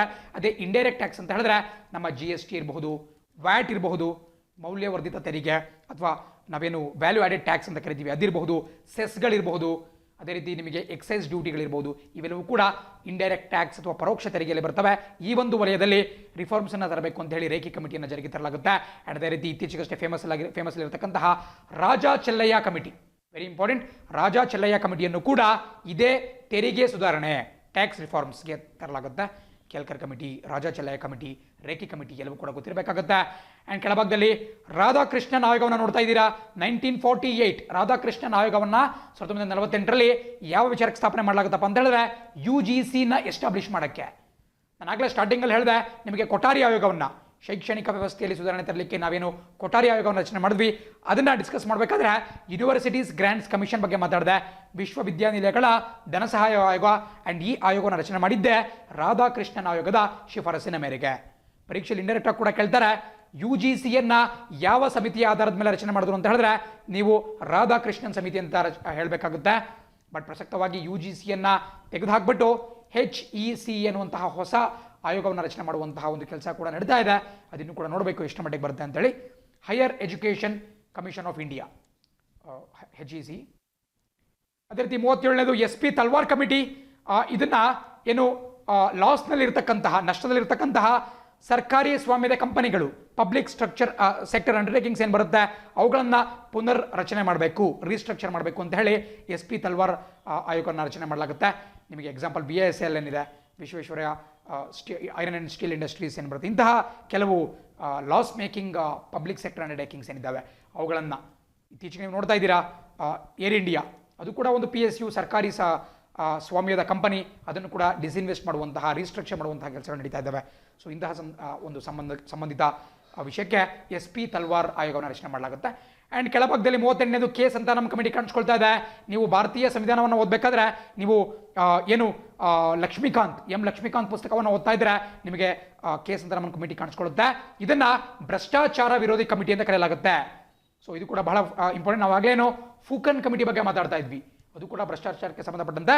ಬಟ್ ಭ್ರಷ್ಟಾಚಾರ ವಿರೋಧಿ ಒಂದು ಸಮಿತಿ, ಆಂಟಿ ಕರಪ್ಷನ್ ಕಮಿಟಿ ಅಂತ ಹೇಳಿದ್ರೆ K ಸಂತಾನಂ ಅವರ ಕಮಿಟಿ. ಆ್ಯಂಡ್ K ಸಂತಾನಂ ಅವರ ಕಮಿಟಿ ಯಾಕೆ ಇಂಪಾರ್ಟೆಂಟ್ ಅಪ್ಪ ಅಂತ ಹೇಳಿದ್ರೆ ನಮ್ಮ ದೇಶದಲ್ಲಿ ಸೆಂಟ್ರಲ್ ವಿಜಿಲೆನ್ಸ್ ಕಮಿಷನ್, ಕೇಂದ್ರ ವಿಚಕ್ಷಣಾ ದಳವನ್ನು ಸ್ಥಾಪನೆ ಮಾಡಿದ್ದೆ ಇದೇ K ಸಂತಾನಂ ವರದಿಯ ಆಯೋಗದ ಶಿಫಾರಸಿನ ಮೇರೆಗೆ. ಸೊ ಪರೀಕ್ಷೆಯಲ್ಲಿ ಕೇಳ್ತಾರೆ, ಸೆಂಟ್ರಲ್ ವಿಜಿಲೆನ್ಸ್ ಕಮಿಷನನ್ನು, ವಿಚಕ್ಷಣಾ ದಳವನ್ನು ಯಾರ ಶಿಫಾರಸಿನ ಮೇರೆಗೆ ನೇಮಕ ಮಾಡಿದ್ರೆ ಅಂತ ಹೇಳಿದ್ರೆ ನೀವು ಖಂಡಿತ K ಸಂತಾನಂ ಆಯೋಗ ಅಂತ ಟಿಕ್ ಮಾಡಬೇಕಾಗತ್ತೆ. ಪ್ರಸಕ್ತವಾಗಿ ಸಂಜಯ್ ಕೊಠಾರಿ ಅವರು ಈ CVC ಸೆಂಟ್ರಲ್ ವಿಜಿಲೆನ್ಸ್ ಕಮಿಷನ್ನ ಮುಖ್ಯಸ್ಥರಾಗಿದ್ದಾರೆ. ಅದೇ ರೀತಿ ಮುಂದಕ್ಕೆ ನೋಡ್ತಾ ಇದ್ದೀರಾ Suresh Tendulkar committee, very important. ನಾನಾಗಲೇ ಸಿ ರಂಗರಾಜನ್ ಸಮಿತಿ ಬಗ್ಗೆ ಮಾತಾಡ್ಬೇಕಾದ್ರೆ ಹೇಳಿದೆ, ಇದು ಕೂಡ ಸುರೇಶ್ ತೆಂಡೂಲ್ಕರ್ ಕಮಿಟಿ ಅಂತ ಹೇಳಿದ್ರೆ ಪಾವರ್ಟಿ ಲೈನ್, ಬಡತನ ರೇಖೆಯನ್ನ ನಿರ್ಧರಿಸತಕ್ಕಂತಹ ಒಂದು ಸಮಿತಿ. ಪರೀಕ್ಷೆಯಲ್ಲಿ ಬಹಳ ಬಾರಿ ಕೇಳಿದ್ದಾರೆ, ಬಡತನ ರೇಖೆಯನ್ನು ನಿರ್ಧರಿಸಲಿಕ್ಕೆ ಮಾಡಿದಂತಹ ಸಮಿತಿ ಯಾವುದಪ್ಪ ಅಂತ ಹೇಳಿದ್ರೆ ಸುರೇಶ್ ತೆಂಡೂಲ್ಕರ್ ಕಮಿಟಿ. ಸೊ ಪಾವರ್ಟಿಗೆ ಸಂಬಂಧಪಟ್ಟಂಗೆ, ಬಡತನಕ್ಕೆ ಸಂಬಂಧಪಟ್ಟಂತೆ ವೆರಿ ಇಂಪಾರ್ಟೆಂಟ್. ಆ್ಯಂಡ್ ಕೆಳಭಾಗದಲ್ಲಿ ಪ್ರಸಕ್ತವಾಗಿ ನಮ್ಮ ದೇಶದಲ್ಲಿ ಪಾವರ್ಟಿ ಲೈನ್, ಬಡತನ ರೇಖೆ ಅಂತೇಳಿ ಯಾವುದನ್ನ ಕನ್ಸಿಡರ್ ಮಾಡ್ತೀವಿ ಅಂತ ಕೊಡಲಾಗಿದೆ. ಹಳ್ಳಿಗಳಲ್ಲಿ, ಗ್ರಾಮೀಣ ಪ್ರದೇಶದಲ್ಲಿ ತಿಂಗಳಿಗೆ 1059 ರೂಪಾಯಿ ಗಳಿಕೆಯನ್ನು ಮಾಡ್ತಿರ್ತಕ್ಕಂತಹ ವ್ಯಕ್ತಿ ಅಥವಾ ಅದಕ್ಕಿಂತ ಹೆಚ್ಚಿಗೆ ಗಳಿಕೆ ಮಾಡಿದ್ರೆ ಆತ ಬಡವ ಅಲ್ಲ. ಬಟ್ 1059 ರೂಪಾಯಿಗಿಂತ ಕಡಿಮೆ ಗಳಿಕೆಯನ್ನು ಮಾಡಿದ್ರೆ ಆತನನ್ನ ಬಡವ ಅಂತ ಹೇಳಿ ಅಥವಾ ಬಿಲೋ ಪಾವರ್ಟಿ ಲೈನ್ ಅಂತೇಳಿ ನಮ್ಮ ದೇಶದಲ್ಲಿ ಗುರುತಿಸಲಾಗುತ್ತೆ. ಬಟ್ ಅರ್ಬನ್ ಪ್ಲೇಸಸ್ ಅಲ್ಲಿ, ನಗರ ಪ್ರದೇಶದಲ್ಲಿ 1286. ಯಾಕೆ ಅರ್ಬನ್ನಲ್ಲಿ ಡಿಫರೆನ್ಸ್ ಇದೆ? ಯಾಕೆ ಈ ಬಡತನ ರೇಖೆ ಮೇಲ್ಗಡೆ ಇದೆ ನಮ್ಮ ನಗರ ಪ್ರದೇಶದಲ್ಲಿ ಅಂತ ಹೇಳಿದ್ರೆ, ನಗರ ಪ್ರದೇಶದಲ್ಲಿ ಈ ವಾಸ ಮಾಡಲಿಕ್ಕೆ ತಗಲ್ತಕ್ಕಂತಹ ವೆಚ್ಚಗಳು ಜಾಸ್ತಿ. It's more expensive than rural areas. ಯಾಕಪ್ಪ ಅಂತ ಹೇಳಿದ್ರೆ ಇಲ್ಲಿ ಬಾಡಿಗೆಗಳು, ರೆಂಟ್ ಜಾಸ್ತಿ ಆಗುತ್ತೆ. ಅದೇ ರೀತಿ ಇಲ್ಲಿ ಯಾವುದೇ ಒಂದು ವಸ್ತುವನ್ನು ನೀವು ಖರೀದಿ ಮಾಡಬೇಕು ಅಂತ ಹೇಳಿದ್ರು ಕೂಡ ನಗರ ಪ್ರದೇಶದಲ್ಲಿ ಜಾಸ್ತಿ ಆಗುತ್ತೆ. ಹಾಗಾಗಿ ಕೊಂಚ ಈ ಹಳ್ಳಿಗೆ ಕಂಪೇರ್ ಮಾಡಿದ್ರೆ ನಗರ ಪ್ರದೇಶದಲ್ಲಿ ಬಡತನ ರೇಖೆಯನ್ನು ಎತ್ತರಿಸಲಾಗಿದೆ. 1286 ರೂಪಾಯಿ ಗಿಂತ ಕಡಿಮೆ ಆತ ಗಳಿಸ್ತಾ ಇದ್ದ ಅಂದರೆ ಆತ ಅರ್ಬನ್ ಏರಿಯಾದಲ್ಲಿ, ನಗರ ಪ್ರದೇಶದಲ್ಲೂ ಕೂಡ ಆತ ಬಡವ ಅಂತ ಹೇಳಿ ಕನ್ಸಿಡರ್ ಆಗ್ತಾನೆ. ಸೊ ಪಾವರ್ಟಿ ಲೈನ್ ಗೊತ್ತಿರಬೇಕಾಗುತ್ತೆ. ಅದೇ ರೀತಿ ಮತ್ತೊಂದು ಶಾ ಕಮಿಟಿ ಕಳಿಸ್ಕೊಳ್ತಾ ಇದೆ ನಿಮಗೆ, 3ನೇ ಬಾರಿಗೆ ಶಾ ಕಮಿಟಿ ಕಾಣಿಸ್ಕೊಳ್ತಾ ಇರ್ತಕ್ಕಂಥದ್ದು. ಬಟ್ ಈ ಬಾರಿ ಅದು NBSE ರಿಫಾರ್ಮ್ಸ್, ನಾನ್ ಬ್ಯಾಂಕಿಂಗ್ ಫೈನಾನ್ಷಿಯಲ್ ಕಂಪನೀಸ್ ಅಂತ ನಾವೇನು ಕರಿತೀವಿ, ಅಥವಾ ಬ್ಯಾಂಕೇತರ ಹಣಕಾಸು ಸಂಸ್ಥೆಗಳು ಆ ಸಂಸ್ಥೆಗಳಲ್ಲಿ ಒಂದು ರಿಫಾರ್ಮ್ಸನ್ನು ಅಥವಾ ನಾವೇನು ಸುಧಾರಣೆ ಅಂತ ಕರಿತೀವಿ ಅದನ್ನು ಜಾರಿಗೆ ತರಲಿಕ್ಕೆ ಕೂಡ ಶಾ ಕಮಿಟಿಯನ್ನು ನಾವು ರಚನೆ ಮಾಡಿದ್ವಿ. ಸೊ ನಿಮಗೆ ಕನ್ಫ್ಯೂಸ್ ಆಗಬಾರ್ದು ಅಂದರೆ ನಿಮಗೆಲ್ಲ ಗೊತ್ತಿರಬೇಕು, MB ಶಾ ಕಮಿಟಿ ಯಾವುದಕ್ಕೆ, ನಾನಾವತಿ ಶಾ ಕಮಿಟಿ ಯಾವುದಕ್ಕೆ, ಬಟ್ ಈಗ ಬಂದಿರತಕ್ಕಂತಹ ಶಾ ಕಮಿಟಿ ಯಾವುದಕ್ಕೆ. ಸೊ ಆಪ್ಷನ್ ನೋಡ್ಬಿಟ್ಟು ನೀವು ಟಿಕ್ ಆಗಬೇಕಾಗುತ್ತೆ. ಸೊ ಆಪ್ಷನ್ ಅವ್ರು ಎಲ್ಲದನ್ನೂ ಕೊಡಲ್ಲ, ಹಾಗೇನಾದರೂ ಕೊಟ್ಟರೆ ನಿಮಗೆ ಗ್ರೇಸ್ ಮಾರ್ಕ್ ಸಿಗುತ್ತೆ. ಕಳೆದ ಬಾರಿ FD ಎಕ್ಸಾಮಲ್ಲಿ ಈ ವಿಜಯ್ ಕೇಲ್ಕರ್ ಸಮಿತಿಯ ಬಗ್ಗೆ ಹಿಂಗೆ ಅವರು ಈ PPP ಬಗ್ಗೆ ಒಂದು ಕೊಟ್ಟಿದ್ರು, ಜೊತೆಗೆ ಟ್ಯಾಕ್ಸ್ ರಿಫಾರ್ಮ್ಸ್ ಬಗ್ಗೆ ಕೂಡ ಕೊಟ್ಟಿದ್ರು. ಅವೆರಡೂ ಕೂಡ ಆನ್ಸರ್ ಆಗಿದ್ದರಿಂದ ಅದಕ್ಕೆ ಗ್ರೇಸ್ ಮಾರ್ಕ್ ಸಿಕ್ಕಿತ್ತು. ಸೊ ಹಾಗಾಗಿ ನಿಮ್ಗೆ ಜಸ್ಟ್ ಗೊತ್ತಿರಬೇಕು, ಶಾ ಕಮಿಟಿ ಅಂದರೆ NBFCಯಲ್ಲೂ ಬರುತ್ತೆ, ನಾನ್ ಬ್ಯಾಂಕಿಂಗ್ ಫೈನಾನ್ಷಿಯಲ್ ಕಂಪನೀಸ್ ಅಥವಾ ಬ್ಯಾಂಕೇತರ ಹಣಕಾಸು ಸಂಸ್ಥೆಗಳು. ಅದೇ ರೀತಿ ನಿಮಗೆ ನಾವಾಗಲೇ ಡಿಸ್ಕಸ್ ಮಾಡಿದಂಥ ಶಾ ಕಮಿಟಿ ಅಂತ ಹೇಳಿದ್ರೆ, ನಾನಾವತಿ ಶಾ ಕಮಿಟಿ ಅಂತ ಹೇಳಿದ್ರೆ ನಿಮಗೆ ಗೋಧ್ರಾ ಹತ್ಯಾಕಾಂಡದ ಬಗ್ಗೆ ಬರುತ್ತೆ. ಅದೇ ರೀತಿ ನಿಮಗೆ SIT ಬಗ್ಗೆ ನಾನೇನಾಗಲೇ ಮಾತಾಡಿದೆ, ಬ್ಲ್ಯಾಕ್ ಮನಿಗೆ ಸಂಬಂಧಪಟ್ಟಂತೆ ಅದು ಕೂಡ ಬರುತ್ತೆ. ಸೊ ಇವೆಲ್ಲ ಸಮಿತಿಗಳು ಕೂಡ ಶಾ ಆಯೋಗದ್ದು. ಜೊತೆಗೆ ಇಲ್ಲಿಗಲ್ ಮೈನಿಂಗ್, ನಾವೇನು ಆಗಲೇ ಡಿಸ್ಕಸ್ ಮಾಡ್ತಾ ಅಕ್ರಮ ಗಣಿಗಾರಿಕೆ ಬಗ್ಗೆ ಮಾತಾಡಿದ್ವಿ. ಸೊ ಎಲ್ಲ ಗೊತ್ತಿರಬೇಕಾಗುತ್ತೆ, ಆಪ್ಷನಲ್ಲಿ ಯಾವುದಿರುತ್ತೋ ಅದಕ್ಕೆ ಟಿಕ್ ಆಗಬೇಕಾಗುತ್ತೆ. ಆ್ಯಂಡ್ 41ನೇ ಸಮಿತಿ ಕಾಣಿಸ್ತಾ ಇದೆ, B Sivaraman committee, very important. ಇದು ಕೂಡ ಪ್ರೆಸೆಂಟ್ಲಿ ಸುದ್ದಿಯಲ್ಲಿದೆ, ಪರೀಕ್ಷೆಯಲ್ಲಿ ಪದೇ ಕೇಳಿದ್ದಾರೆ. B ಶಿವರಾಮನ್ ಕಮಿಟಿ ಯಾಕಪ್ಪ ಅಂತ ಹೇಳಿದ್ರೆ, ನಮ್ಮ ದೇಶದಲ್ಲಿ ನಬಾರ್ಡ್ ಸ್ಥಾಪನೆ ಆಯಿತು 1982 ಅಲ್ಲಿ. National bank for agriculture and rural ಡೆವಲಪ್ಮೆಂಟನ್ನು, ನಬಾರ್ಡನ್ನು ಏನು ಸ್ಥಾಪನೆ ಮಾಡಿದ್ರು ಅದನ್ನು ಸ್ಥಾಪನೆ ಮಾಡಿದ್ದು ಇದೇ B ಶಿವರಾಮನ್ ಕಮಿಟಿಯ ಶಿಫಾರಸ್ಸಿನ ಆಧಾರದ ಮೇಲೆ. ನಾನು ಕಳೆದ ವೀಕ್ಲಿ ವಿಡಿಯೋದಲ್ಲಿ ಕೂಡ ನಬಾರ್ಡ್ ಬಗ್ಗೆ ಸ್ವಲ್ಪ ಡಿಸ್ಕಷನ್ ಮಾಡಿದ್ದೆ. ಸೊ ಹಾಗಾಗಿ ಇದನ್ನು ಇಂಡೈರೆಕ್ಟಾಗಿ ಕೇಳಬಹುದು, ನಬಾರ್ಡ್ ಸ್ಥಾಪನೆ ಮಾಡಲಿಕ್ಕೆ ಯಾವ ಸಮಿತಿಯ ಶಿಫಾರಸ್ಸು ಕಾರಣ ಆಯಿತು ಅಂತ ಕೇಳಿದ್ರೆ ನೀವು B ಶಿವರಾಮನ್ ಕಮಿಟಿ ಅಂತ ಹಾಕಬೇಕಾಗುತ್ತೆ. 1982 ಅಲ್ಲಿ ನಬಾರ್ಡನ್ನು ಸ್ಥಾಪನೆ ಮಾಡಲಾಗುತ್ತೆ. ಆ್ಯಂಡ್ ನಬಾರ್ಡ್ನ ಕೇಂದ್ರ ಕಚೇರಿ ಮುಂಬೈನಲ್ಲಿ ಬರುತ್ತೆ, ಹೆಡ್ ಕ್ವಾರ್ಟರ್ಸ್. ಆ್ಯಂಡ್ ಪ್ರಸಕ್ತವಾಗಿ ಗೋವಿಂದರಾಜುಲು ಚಿಂಟಾಲಾ ಅವರು ನಬಾರ್ಡ್ನ ಮುಖ್ಯಸ್ಥರಾಗಿದ್ದಾರೆ. ನಾನಾಗಲೇ ಹಿಂದೆ ಕೆಲವು ವಿಚಾರಗಳನ್ನ ಡಿಸ್ಕಸ್ ಮಾಡ್ತಾ ಹಿಂದಿನ ವಿಡಿಯೋಗಳಲ್ಲಿ ಹೇಳಿದ್ದೇನೆ. ಆ್ಯಂಡ್ 42ನೇ ಸಮಿತಿ very important, Swaminathan committee 2004, very important. ಯಾಕಪ್ಪ ಅಂತ ಹೇಳಿದ್ರೆ ಇತ್ತೀಚೆಗಷ್ಟೇ MSPಗೆ ಸಂಬಂಧಪಟ್ಟಂತೆ ಸಾಕಷ್ಟು ಚರ್ಚೆಗಳು ನಡೀತಾ ಇದ್ದಾವೆ. ಬಿಕಾಸ್ ವಿರೋಧ ಪಕ್ಷದವರು ಸರ್ಕಾರದ ವಿರುದ್ಧ ತೊಡೆತಟ್ಟಿದ್ದಾರೆ, ದೇಶಾದ್ಯಂತ ಪ್ರತಿಭಟನೆ ನಡೀತಾ ಇದ್ದಾವೆ.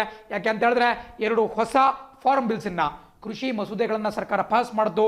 ಆ್ಯಂಡ್ ವಿರೋಧ ಪಕ್ಷಗಳ ಒಂದು ಸಂದೇಹ ಏನಪ್ಪ ಅಂತ ಹೇಳಿದ್ರೆ, ಮಿನಿಮಮ್ ಸಪೋರ್ಟ್ ಪ್ರೈಸ್, ಕನಿಷ್ಠ ಬೆಂಬಲ ಬೆಲೆಯನ್ನು ಸರ್ಕಾರ ತೆಗೆದುಹಾಕುತ್ತೆ ಅಂತೇಳಿ ಅವರು ಒಂದು ದೊಡ್ಡ ಕೋಲಾಹಲವನ್ನು ಸೃಷ್ಟಿ ಮಾಡ್ತಿದ್ದಾರೆ.